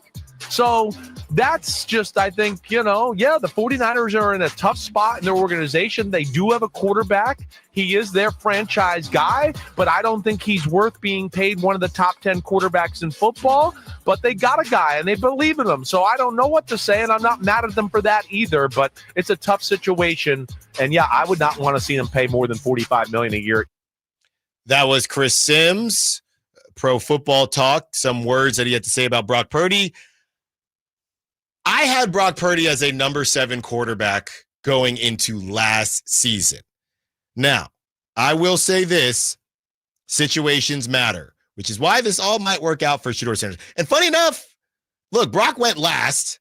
I'm not saying that Shedeur would get drafted as low as Brock if his last name wasn't Sanders, but I will say that I think that Shedeur probably has a bit of a higher ceiling just athletically, but neither of them pop off the screen with their God-given or whoever given athletic ability. Neither ceiling is terribly high. So I do think that there's some similarities there. As far as what Chris Sims said about Brock Purdy, like I said, I had him at number 7 going into last season. We haven't done our quarterback rankings for this season. We have plenty of time to do that. I think it's fair what he said. I mean, I don't necessarily have to agree with it to believe that it's fair, but Brock had an opportunity to prove people wrong, and I don't think he proved people right, but I don't think anybody's saying, see, he can do it he does need help, and most quarterbacks do, which is why Brock did not get drafted in the first round, because he does not have that high of a ceiling, even though he's a really good quarterback. So I don't think that it was foul what Chris Sims said. I think it's fair. I think that we can sit here and argue whether Brock is between 7 and 11, and we can do that. Or maybe after last season, he wouldn't be 7 to me. So we can sit there and argue between, I don't know, 8 and 12, but depending on who you talk to. But he's still a upper tier quarterback. The problem is very similar to the conversations we've been having about Domantas Sabonis. He's going to get looked at differently when he gets cashed out.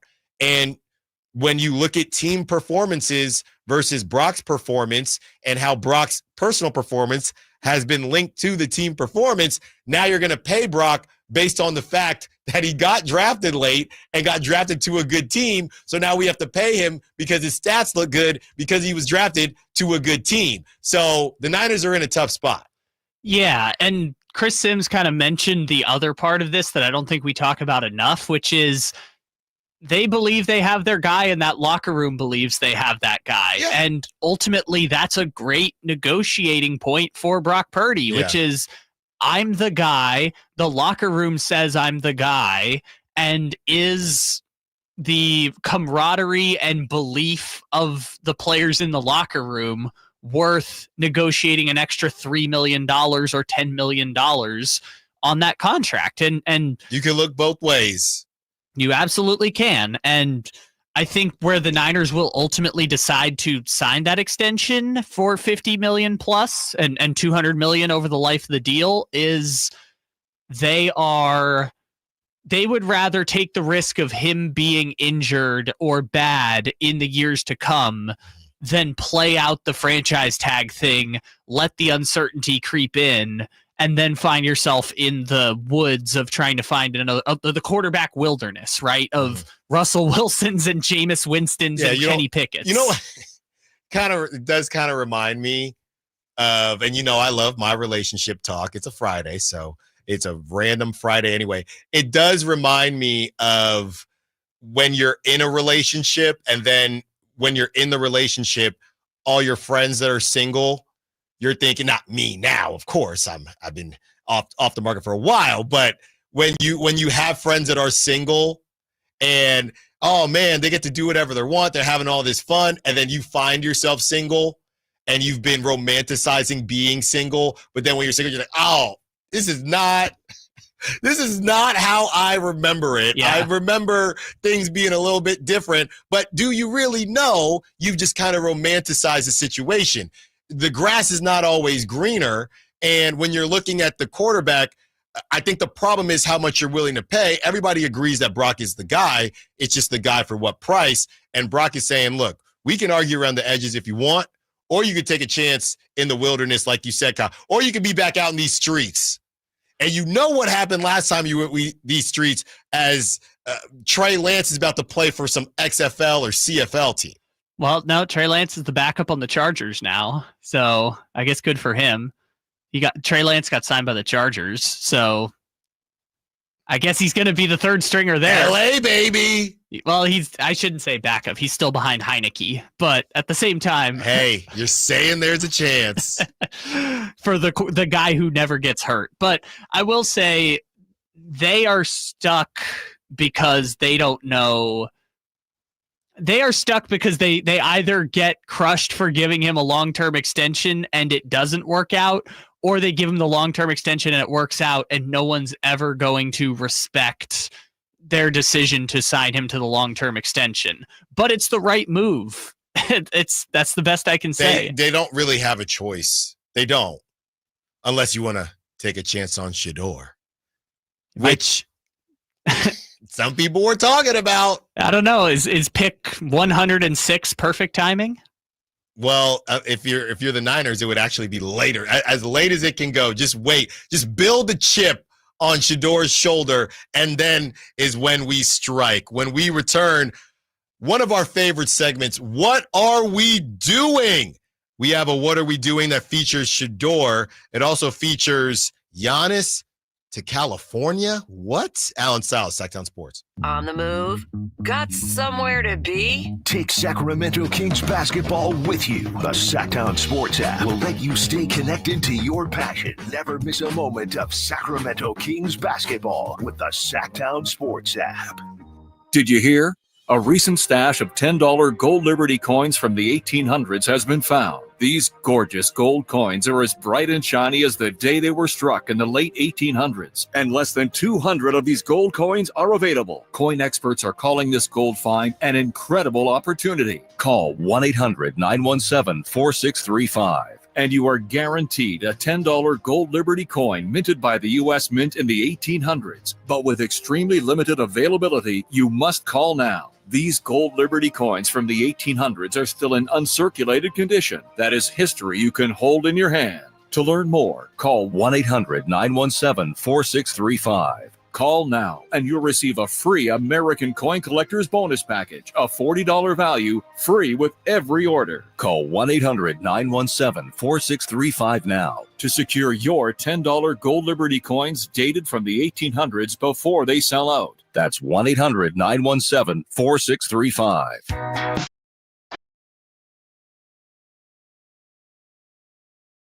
Allen Stiles. Watch the show on youtube.com/SacktownSports1140. Or listen on the Sacktown Sports app.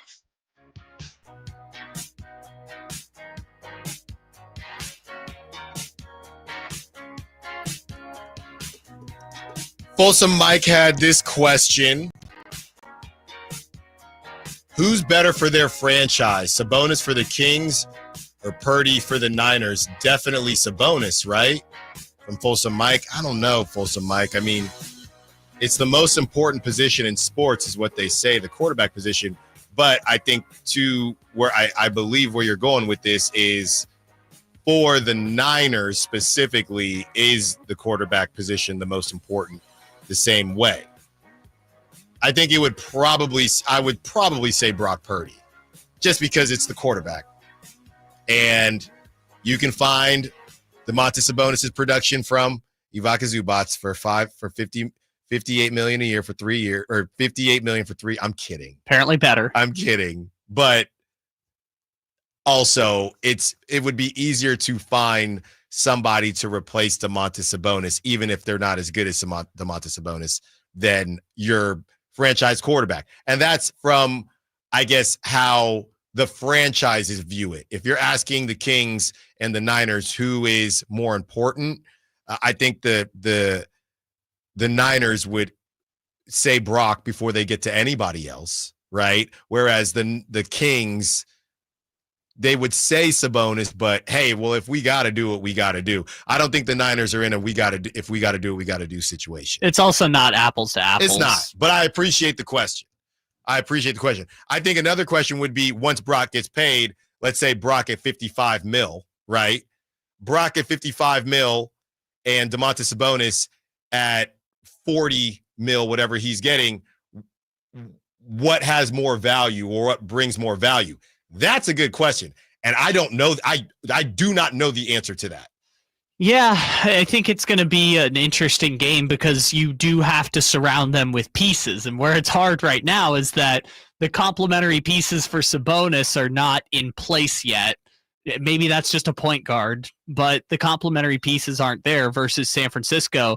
We kind of expect they're supposed to hop in and get cooking next year, like right away from week 1 or 2. Yeah, so great question, Folsom Mike. And I think the answer, you said you think the answer is Sabonis. I'm just going based on the position and how important the position is for the NFL or in the NFL. So I'm going to have to go with Brock Purdy. Real quick from Diana Rossini, and we're about to get into one of our favorite segments, What Are We Doing? Diana Rossini had this to say about Aaron Rodgers. The Steelers and Aaron Rodgers are continuing to maintain dialogue as the team waits on the Hall of Famer's free agency decision. So, again, Shador, it doesn't look that bad. It doesn't look – it looked bad. It looked more so bad. And this is going to lead us right into it, Kyle. Let's just do it right now. It's time for What Are We Doing? Yes, sir. What are we doing? The first What Are We Doing that I have is from and for Shador Sanders. What are we doing, Shador? I understand. We'll explain why Kyle is playing this music in a little bit. I understand that you like to be iced out. I understand that you got the swag. I don't know if kids say swag anymore. You got the drip. You got the aura. Apparently, that's the one. Apparently, on Colorado, they call him Shadaddy. Okay? Don't do that. We understand all that. But to have, you got Gilly there with the big stupid hat on. You have 50 people at your draft party when so many mock drafts did not have you going in the first round. And I do believe in trying to will something to happen, but and ultimately, who cares about egg on your face? You're Shedeur Sanders. You do what you want. But the chain was insane. He's got a legendary chain. It says legend is written all over, and you got to stand up there knowing that you didn't go in the first round. Like I said, Shedeur is not going to take a hit. His confidence can't take a hit. But even for me, I'm the bat flipping king. I love to show out, celebrate at second base. I do whatever you got to do. Show the watch that's more expensive than my year's salary. I love it. But even for me, last night was a lot. Even for me, it was a lot. Look, I know that kid, I shouldn't say, he's basically my age. I know that he has the utmost confidence and belief in himself. The man before the draft was in Gatorade commercials voiced by Kendrick Lamar. Yeah. With like Luka and Kevin Durant and Coco Gauff. Like, I get it. He's got confidence. Being embarrassed on national television, that would hurt me. In front of millions of people, that would hurt me. But he did it to himself. But even you could say that, and you could say the legendary and the chain and the draft room, which was funny that during the draft they panned to the draft room and nobody was there. That's tough. But at the same time, even if you did it to yourself, I would have a hard time recovering from just being the butt of the joke on national television. I think this could help him a bit, and I am not in the business of saying, oh, gotta be humbled, whatever it is. But I do think that this could help him because the memes were crazy. No, I will say the memes were insane. In the long run, it won't matter. Like, for example, this has happened to two different quarterbacks. It happened to Aaron Rodgers. Aaron Rodgers was actually the first person that this happened to, where they invited, like, back then it was only like 5 people to the draft, and he was sitting in the room for like 4 hours before the Packers drafted him. But that's worse because that was expected. Shedeur and his camp and his father, they created this expectation. Right. And I'm saying at the same time, you can have that and you can have Will Levis. Remember Will Levis's girlfriend going viral a couple of years ago? I might recall, yes. Yeah, so when that, like Aaron Rodgers, it worked out fine. Will Levis, it didn't. Again, it has no bearing on whether Shedeur is going to be a great quarterback or not.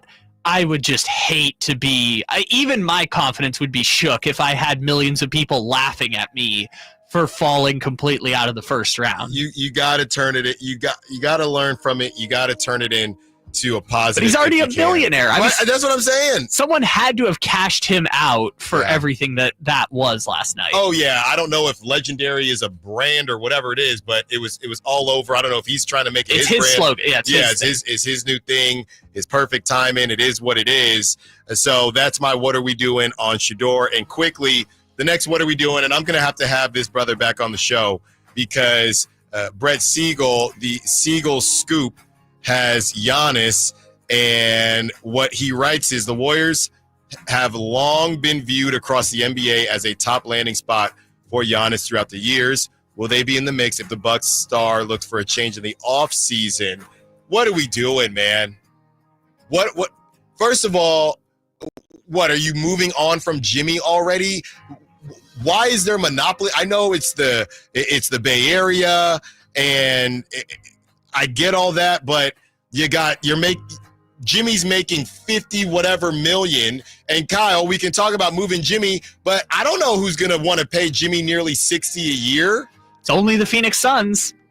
And it all comes back to the Suns and Bradley Beal, but Giannis to the Warriors, what are we doing, Brett Siegel? And I know it's been talked about for a very long time, and it's just not going away, but what are we doing? Yeah, it's really complicated, but the Warriors wanting Giannis has been a thing for a long time. It has, and Giannis has talked about really enjoying Steph's company. So I don't know, but it is not what I needed to see on a Friday. No, I think if Giannis ends up leaving Milwaukee, you're going to see dominoes start falling that aren't going to make sense across the league. And then we're going to have to completely reevaluate where the Kings and the rest of these NBA teams stand, because Giannis leaving might mean Jimmy moves again, which means LaMelo Ball could move again, which means Dame might be available. There's so many dominoes that could fall. When we return, Mike Wilbon says he believes that Nico Harrison did not act alone in his decision to move Luka. Allen Stiles, Sacktown Sports. Live and local. With everything 49ers. If you're 55 and up, T-Mobile has plans built just for you. 2 lines of unlimited for just $30 a line. That's a 45% savings compared to Verizon and AT&T. But don't just take our word for it. It's not just the savings that are great with our T-Mobile plan. There's all this value from all these other things that T-Mobile offers. T-Mobile has been such a savings for us. We love it. Switch today and get 2 free 5G phones like the Motorola Edge with Turbo Power Charging that gives you power for the day in just 15 minutes. And customers 55 and up can get 2 lines of talk, text, and data for only $30 a line. Go to T-Mobile.com/55 to learn more. With 24 monthly bill credits and 2 new lines with autopay for well-qualified customers, plus taxes, fees, and $35 per line connection charge. Credits end and balance due if you pay off early or cancel. Contact us, plus $5 per line without autopay. Debit or bank account required. 45% off 2 lines versus AT&T Starter and Verizon Welcome. Plan benefits vary. See details at T-Mobile.com. Motorola Edge requires 68-watt charger. Charger sold separately. Actual performance will vary based on usage and configuration. Finally, an easy way to find home improvement contractors. Just visit subcontractorsunited.com and simplify your search for home services professionals. From cabinets to windows, roofing to plumbing, Subcontractors United is an easy, simple way to find and hire a home improvement contractor. And you never have to give up personal information. So no harassing phone calls like you get from those other websites. Subcontractorsunited.com is sponsored by D&D Cabinets and Savage Design. Twin Peaks is the best in the game. Here, the ultimate lunch lineup boasts wall-to-wall sports and scenic views. When you're hungry and in a hurry, the Scratch Kitchen delivers lunch in the clutch. I mean, where else can you order a 29-degree draft beer and a quickie combo on your lunch break? Only at Twin Peaks, the #1 sports bar. Twin Peaks Scratch Kitchen scores every time. Dig into hand-smashed burgers, chef-inspired flatbreads, and more at your local lodge. Sacramento's premier country music festival, Country in the Park, is coming back May 16th and 17th at Cal Expo with Bailey Zimmerman, Billy Currington, Cole Wetzel, Nate Smith, and more. You'll enjoy food trucks, rock walls, and a mechanical bull, line dancing, and more. Single-day GA tickets start at $52 at CITPFest.com. Country in the Park, May 16th and 17th with Diamond Pacific Supply and Trex, Mykel Ultra, and Carl's Jr. Find out more at CITPFest.com. What was that? That is business phone bliss with the Ooma Cloud Phone System. It handles all our voice, video, and messaging needs. You sound very calm. I am. Ooma has everything I need to run my business more efficiently, like virtual receptionist, call routing, and video conferencing. And it starts at just $19.95 per month per user, plus taxes and fees. Ooma. Nice. Find your business comm at ooma.com/radio.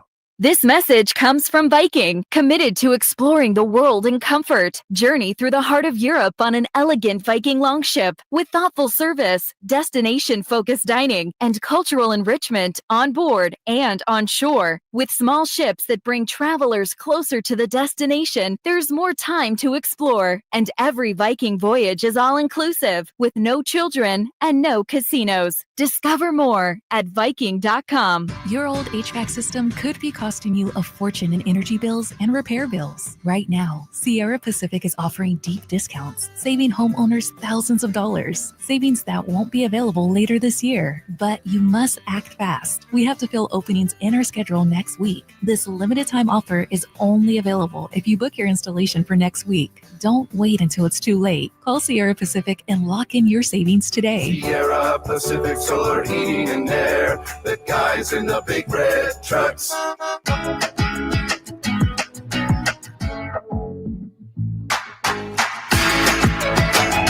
Live and local. It's Allen Stiles on Sacktown Sports.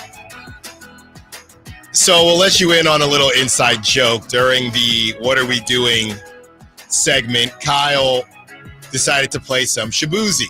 So what happened was, I'm a big music guy, and every Thursday at 9 o'clock, because it's 12 o'clock Eastern, New Music Friday comes out, and I like Shabuzi. I listened to his album when it came out, and he released a quote-unquote complete edition, which is essentially a deluxe. It has 5 or 6 more songs. Yeah, deluxe album. Yes, and I was joking with Kyle because I listened to the new songs yesterday, and artists are funny because some artists, they make the mistake of they have a hit, maybe the label made them put the hit out, so then they go in a completely different direction, and all the fans are thinking, hey, this doesn't sound like your hit. Why did you do that? Yeah, Chance the Rapper. Yes, and some people get upset about that, right? And they kind of fumble their situation. Well, let me put it to you like this. Shaboozey is not letting that happen.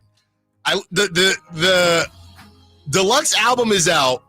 This brother on the album has put out 4 to 5 different versions of Tipsy. Or whatever, the bar song, Tipsy. Yeah, the same beat. This is not Tipsy that Kyle's playing. This is Good News, which is also not one of the new songs. But it is on the deluxe album. Yes, but it all sounds like just a version of Tipsy. But he changes the words. Like sometimes it's everybody at the bar getting tipsy. I got good news. One of them he's just yelling, amen. Yeah.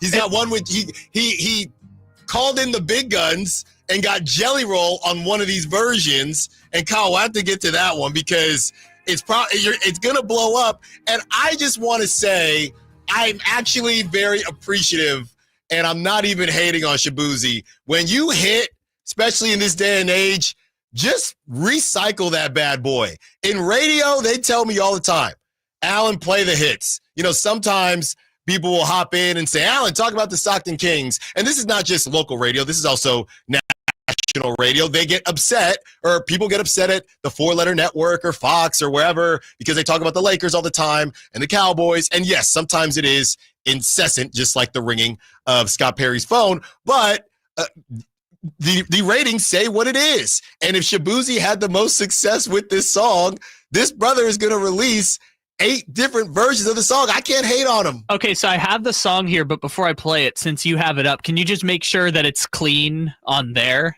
I believe, let me see, with your boy Jelly Roll, it is clear. It is clean. All right. So but just go to the chorus. Yeah, so again, just listen for the cadence of the song. Yeah.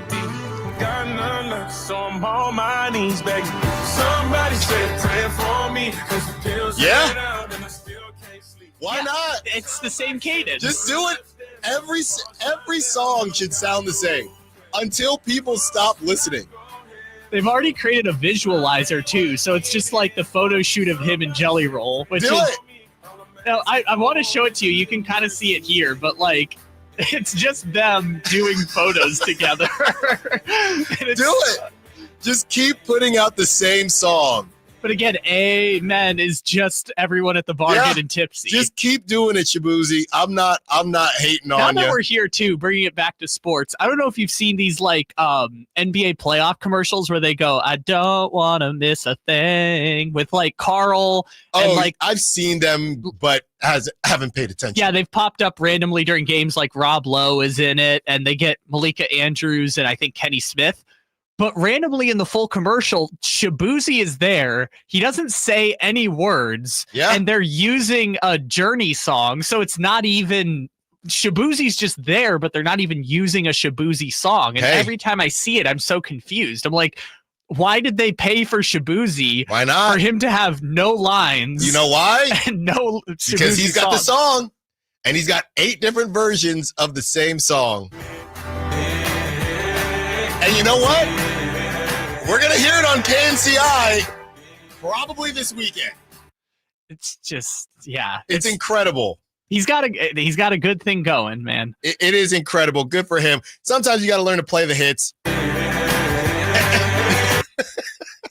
And that's exactly what Shaboozey is doing. All right, thank you, Shaboozey. And I'm gonna be slapping that this. I'm gonna be slapping all 8 versions this summer. You know I will. All right. Let's get to Mike Wilbon. He was on the Tony Kornheiser show. We know how they get down. By the way, Around the Horn is almost done. It's definitely done in May. So PTI is still kicking with Mike Wilbon and Tony Kornheiser, but I know Around the Horn is the sun is about to set. And I got to be honest, that was always a dream of mine to be on Around the Horn. I don't know if I'm going to be able to get it done. I'm running out of time here, but yeah, whenever that does happen, I have spoken with Clinton Yates a good bit. So, and I know he has a radio show as well, but I'm going to try to get Clinton Yates on because, I mean, again, us millennials, and if you're a little older than millennials, that really was the routine. You get home, you throw on ESPN, you watch PTI, you watch Around the Horn, you watch PTI, and then SportsCenter or whatever game comes on. All right, let's hear from Mike Wilbon, who believes that Nico Harrison did not act alone in this decision. Nico Harrison? I know Nico Harrison. Like him, respect him. Did one hell of a job in his full-time, long-time career at Nike in bringing in people, which is why he has relationships with people like Kyrie Irving. Nico Harrison, he did this on his own. I ain't buying that, not for 1 second. And I'll spend some time getting to the bottom of this because I'm on the road now and I'm on the road to the playoffs. Now, that doesn't mean he's not going to get fired because just like that guy could have said, you make this deal, he's the boss of Nico Harrison even now. But if Nico Harrison is going to take your bullets, don't tell me it's just Nico Harrison. I think it's Nico Harrison. So Tony Kornheiser disagreed, and the post is prefaced by saying there is no evidence that it wasn't simply Nico Harrison. Patrick Dumont did not come out and say we both had this conversation. They're selling it like it was just Nico Harrison. Mike Wilbon just kind of has on the tinfoil hat and says, I just don't see. I just refuse to believe that Nico Harrison pulled this off on his own, and he still could get fired. Let me phrase it like this. If he doesn't get fired, would you be more willing to believe Mike Wilbon that there was some type of handshake agreement behind closed doors with the owners? Hey, we're not going to fire you. This is what we had to do. Earlier in that clip, Mike Wilbon talks about, and this has been brought up as well, the Mavs owner, there are rumors that they want to go to Vegas because everybody's going to Vegas. So that's the rumor mill that's been going on.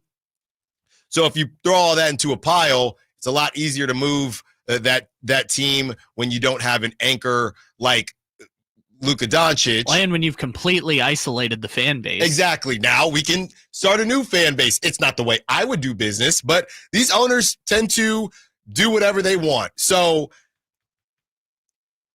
Mike Wilbon is on his Olivia Benson says, or Inspector Gadget says he's going to try to dig deeper.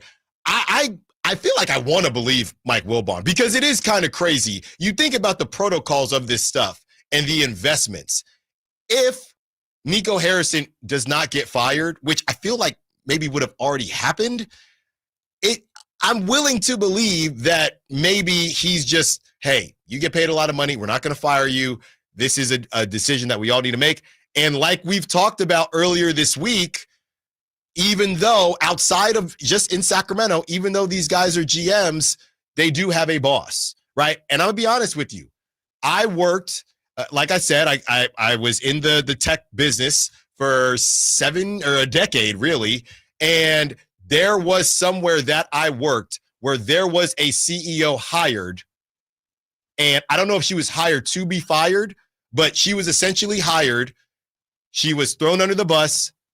And a lot of us believed that was done on purpose so they could bring in a new regime. They took care of her. She ended up popping up as a exec somewhere in New York. And we all believed that she knew what she was getting into. So she didn't really have a choice in the matter, but there was something that happened there. And it turned into, hey, we're going to blame everything on her. So I think the reason this is a conspiracy is because it's working backwards to the original outcome. Like Tim McMahon has reported on this and kind of talked about like, hey, they were frustrated with Luka for 18 months, like going back to the summer of 23 when they moved on from the medical staff, etc. They had issues with Luka. They went on the finals run, and Nico saw the opportunity to acquire Anthony Davis. And because Patrick Dumont, the new owner, doesn't really know basketball, he kind of green-lighted the trade because Nico was like, hey, here's the vision. This is what I think we should do.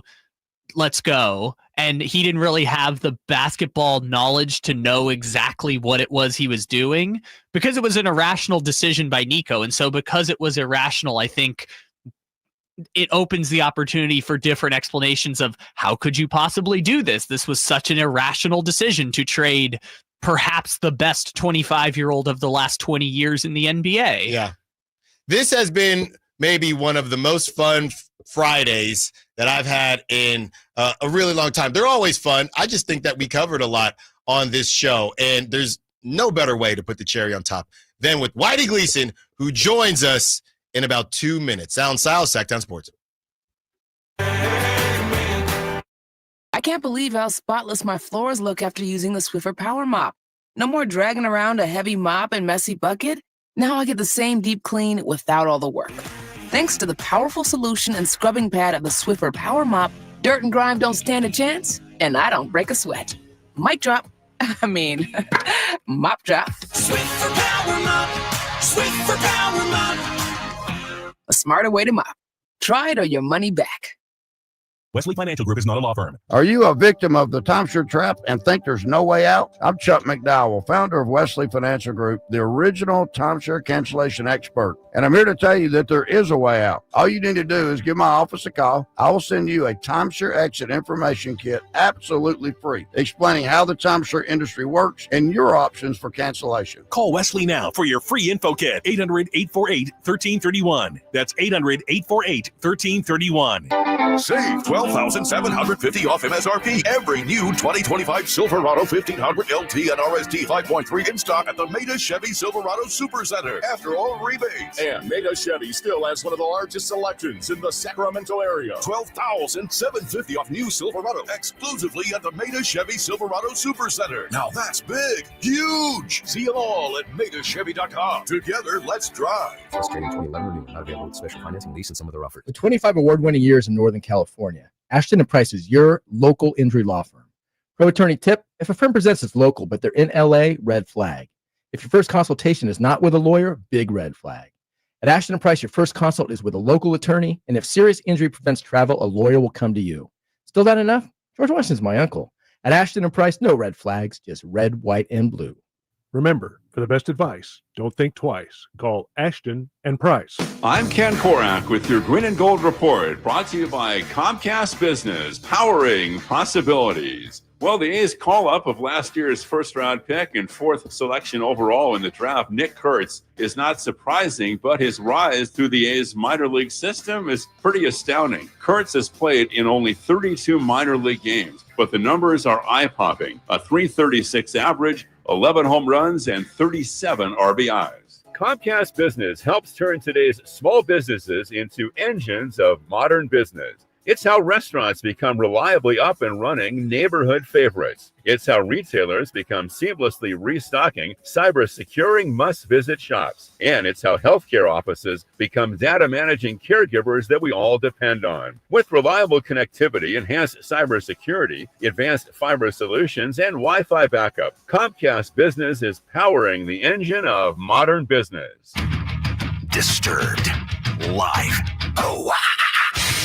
Come on, get down with the 25th anniversary of the 5-time platinum album, The Sickness. 2 sets, 1 show, The Sickness in its entirety, and greatest hits with special guests, Audrey, and nothing more. Friday, May 9th, Golden One Center. Tickets are on sale now at Ticketmaster.com. Disturbed. Live. Listen for the Toyota Tahoe Report every Thursday, Friday, and Saturday with Johnny Mosley to get the latest weather conditions in Tahoe throughout this snow season. Brought to you by your local Toyota dealers. Toyota, let's go places.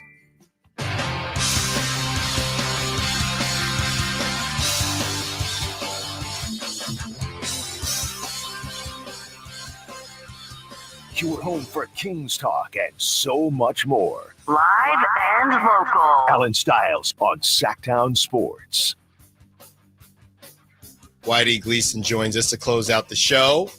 Whitey, how was it at Tom's? It looked like a good Good time. We had a good time. We had some glitches here or there towards the end once the draft got going, but it was fun. Great timing. Yeah. Perfect timing, as Shador Sanders would say. Yes. What did you think about the draft? One of the things that stands out to me is that you have ESPN.com, and their whole purpose is to tear it apart the next day. What were these guys doing? What do they do? And you can quibble here or there, but for the most part, all the teams and all the pundits seem to say, yeah, those were all pretty good picks. And that's really unusual. Right. I love this job. I truly do. And there is probably a short list of things that I would maybe pick over it, and it would all be in the same realm. Okay. But one of those things would be, Mel Kiper has to have the best job, right? He's like a meteorologist for the draft, and it doesn't matter if he's completely wrong. He got ripped yesterday for basically trying to defend how high he had Shador and essentially not talking about anybody else. But every pick was why they didn't go to Shador, because he had Shador rated so high. But, and I think they moved on from Todd McShake, and they used to have the back and forth. But Mel Kiper every year, I don't know what is his batting average. It's awful. Yeah, but he invented the sport, Of what? Draft breakdowns? Draft analysis, to the degree that he does it. So degree that he does it? It's like saying James Naismith, his jump shot's terrible. Yeah, but he made up the game. He created the game. Mel Kiper in the 70s was doing books, draft books, and you would order them out of his basement. He was like, who is this nut? What is he doing? He invented it. So you're saying I need to put some respect on Mel Kiper? You don't have to do whatever you want. I'm just telling you that's why, despite his spotty record of late, there's always going to be a spot for him. Yeah, he's the original. He invented the entire industry. I pay virtually no attention to anything he says. Good for him. It's great. I'm just not interested in what he has to say. Do you pay attention to anybody? I'm sorry, what? Do you pay attention? Good one. Sure. You pay attention if you want to know what a team's going to do. Who do you pay attention to, Alan? The beat writers. The beat writers. The boots on the grounders. Very old school approach. Well, they're the ones. And look at how well Matt Mayoko and Matt Barrows did. Yeah. What'd you think about the Raiders pick and the Niners pick? Why are you talking to me like that? Was his head sideways? Yeah. That's what I always do. Like batting against Chad Bradford. Or something. Get down low. Good picks. Yeah, good for the Raiders. There was a Raider fan yesterday. Van, he was out there, listened to the show, and he was fist bumping me and Jay when the Raiders made that pick. Yeah. And aren't you friends with Dieter Kurtenbach? Yes, we are. Yeah, we're really good friends. He's going to be on our show today. Oh. Yeah. Oh. Yeah. And I know he wrote today in the San Jose Mercury News that it couldn't have been a better pick for the 49ers. So we'll talk to him about that. Dieter. Yeah. I'll text him. Okay. What are you going to tell him? Don't go on that show. Yeah. Whatever you do. How did this happen? How did this all come to be? That's what I'll text him. I said his name wrong. Dieter Kurtenbach. Yes, Dieter Kurtenbach. Yeah. Whitey, what else is on the show today? What else is on the show? We may be looking at what is the best 49ers draft class ever. I'm not saying this one will be. People love it so far. What in all their San Francisco history, the best 49er draft class ever. And Jerry Reynolds today with his thoughts on, the Scott Perry press conference. Right. There was the presser, and then there was the appearance on the morning show. How much did you take from that? There was a lot of GM speak in there, but I do think, I heard the presser a couple times, and I heard the appearance a couple times. So I did read between the lines on some of the stuff. You got to get a life. Well, yeah. Well, it was all on the show. I'm just replaying it. Okay. I'm just cooking it. I'm just replaying it here. It's the offseason. The Sabonis part, I was hoping somebody would ask about that. But when it comes to Zach LaVine and kind of quote unquote building around him, sometimes I look at Zach LaVine and I wonder, we talk so much. It's funny because everyone says Domantas Sabonis needs the ball. That's kind of how he operates, but he also needs a point guard, right? And he's a very confusing player. I'm also trying to figure out what exactly is it that Zach LaVine needs. I guess I'm not sure either, because Scott Perry talked about making or creating a team around their needs. I don't really know what Zach LaVine needs unless we're talking about on the defensive end so he can just focus on offense. Yeah. Jay made a great point yesterday, because he's been listening to the same things we've all been listening to. He said, we're not getting answers because nobody knows. Scott Perry doesn't know yet. He's got to talk to some of these guys. That said, I will give you this. This is my point guard. We were throwing point guard names around. I was like, I've got the guy. Do you? Yeah. You'd have to trade for him. And I'm excited. I asked Jerry Reynolds about it 2 days ago. I said, what do you think of this? And he said, agree. Perfect fit, thumbs up. Ooh. Andrew Nembhard. Okay. He wouldn't be easy to get. They're not in no hurry to get rid of him. Right. You have to part with some. So what are they even running out there? So because you have, obviously, you have TJ McConnell who's backing up Halliburton. And then you have Nembhard who's playing the 2 or the hybrid. He's a point guard, but they're combo guards. Okay, you would figure, and they don't really play a lot of defense, but I feel like Nembhard, even though he's not the biggest guy in the world. He's 6'5". Andrew Nembhard? Yeah. 6'4", 6'5". Andrew Nembhard is, let's see. Of course. He also just got a 3-year contract. Yeah, I know. Let's see. They like him a lot. But some of the numbers 6'4". 6'4". Some of the numbers for height in Basketball Reference, they're like A's attendance numbers. It's like, okay. Maybe. And there he goes. Yeah. Right? Finding a way. You're right. Yeah, if you look up Keon, and I love Keon, I think you'll find that last time I checked Basketball Reference, he was 6'6". Okay.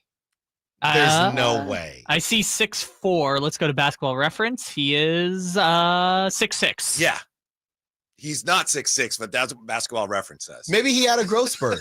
He did not have a growth spurt. They don't stop It's growing. not his fault. He doesn't go on there and change it. I'm just saying you got to be careful of these numbers. Yes, Basketball Reference has Nembhard at 6'5". There you go. Yeah, it's a little wonky.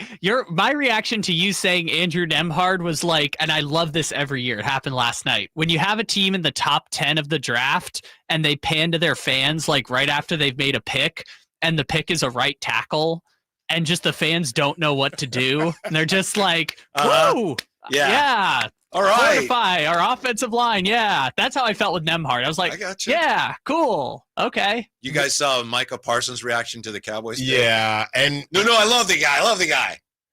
What an incredible guard. But you know how I feel about Micah Parsons. It's just play football, man. Yeah. And I'm like I said, when it comes to Shador. I love bat flipping. I love showing out, but Shador, it was a little much yesterday with the man cave, the iced out man cave. Mm-hmm. I guess Kyle said he's back in the man cave. That's also the thing, because we were talking about how embarrassing it probably was. You have to double down. You got to go back to the man cave. No, you definitely don't have to. You have to go back to the man cave. Will Levis didn't go back to the draft after his girlfriend went viral when he didn't get picked. You got to go back to the man cave. And you've already set it up. I'm sleeping in that man cave until I get drafted. So you're tired of guys like Micah, they're just out there too much? It's too much. Let me ask Kyle a question then, if I may. Let's say Allen Stiles was playing professional baseball. Okay. I know he'd have to be a little faster. The arm would have to be stronger. But let's just say they were. I'm trying to envision it, but go ahead. Yeah. It's not that hard. Yeah. How many podcasts do you think he'd have? I'd be focused on the game. I'd be focused. The over-under is 3. 3 different podcasts at the same time. I'd be focused on 3. By You'd the be way, doing a music podcast. By the way, Whitey made my day at a Rivercats game because I'll wear the jersey. Yeah. I'm walking down the stairs and a security guard says to me, I didn't see the mic. I thought you were one of the players. Uh-huh. No, that's it. That's the end of the story. That could have been misinterpreted in another way. No. That's because it was Little League night. No, okay, that's real. But they do feature a lot of Little League teams. By the way, I guess I should just run into it. Even my wife is on this. So Kevin Hart, we're running the ads. Kevin Hart is going to be at Thunder Valley tomorrow. And I said, oh, man, that would have been great. That would have been great, if we were giving away tickets, but, doesn't seem to be good. She says, can you imagine? She's like, I know the joke, but if you got a picture with him. I'm like, not you too. Really? That's great. Really? I thought this was a safe space. Alan would have to stand like 3 feet in front of him to take the photo. Really? But she prefaced it. Yeah, she said, I know. Yeah. But I got to say the joke. And I told her, I said, for the clicks, I would have loved to get that picture. I really would. Drive Guys coming up next. Whitey Gleason, Cal Draper, Jay Johnson. Thanks for a great week. Thanks to Kyle Ledbetter. Did a great job. Allen's just been informed he has a minute to go. How Great will he job, stretch it out? As always, Jay's coming It's a short in break, right Alan. now. Jay's coming in right now, who is, us baseball greats, we understand each Speaking other. of short break, Kevin Hart. That's now we're just finding a way to get there. The Drive Guys coming up next. Yes. Everyone have a great weekend. Go listen to Shabuzi's 5 versions of the same song, because I know I will be. And if you see my twin Kevin Hart, tell him I say what's up. All the callers, texters, sack chatters, thank you as always. Have a great weekend. Drive Guys got you. If you're not on your weekend break yet, until Monday, secure the bag. Like to be. Praying for me, 'cause the bills ain't out and I still can't sleep.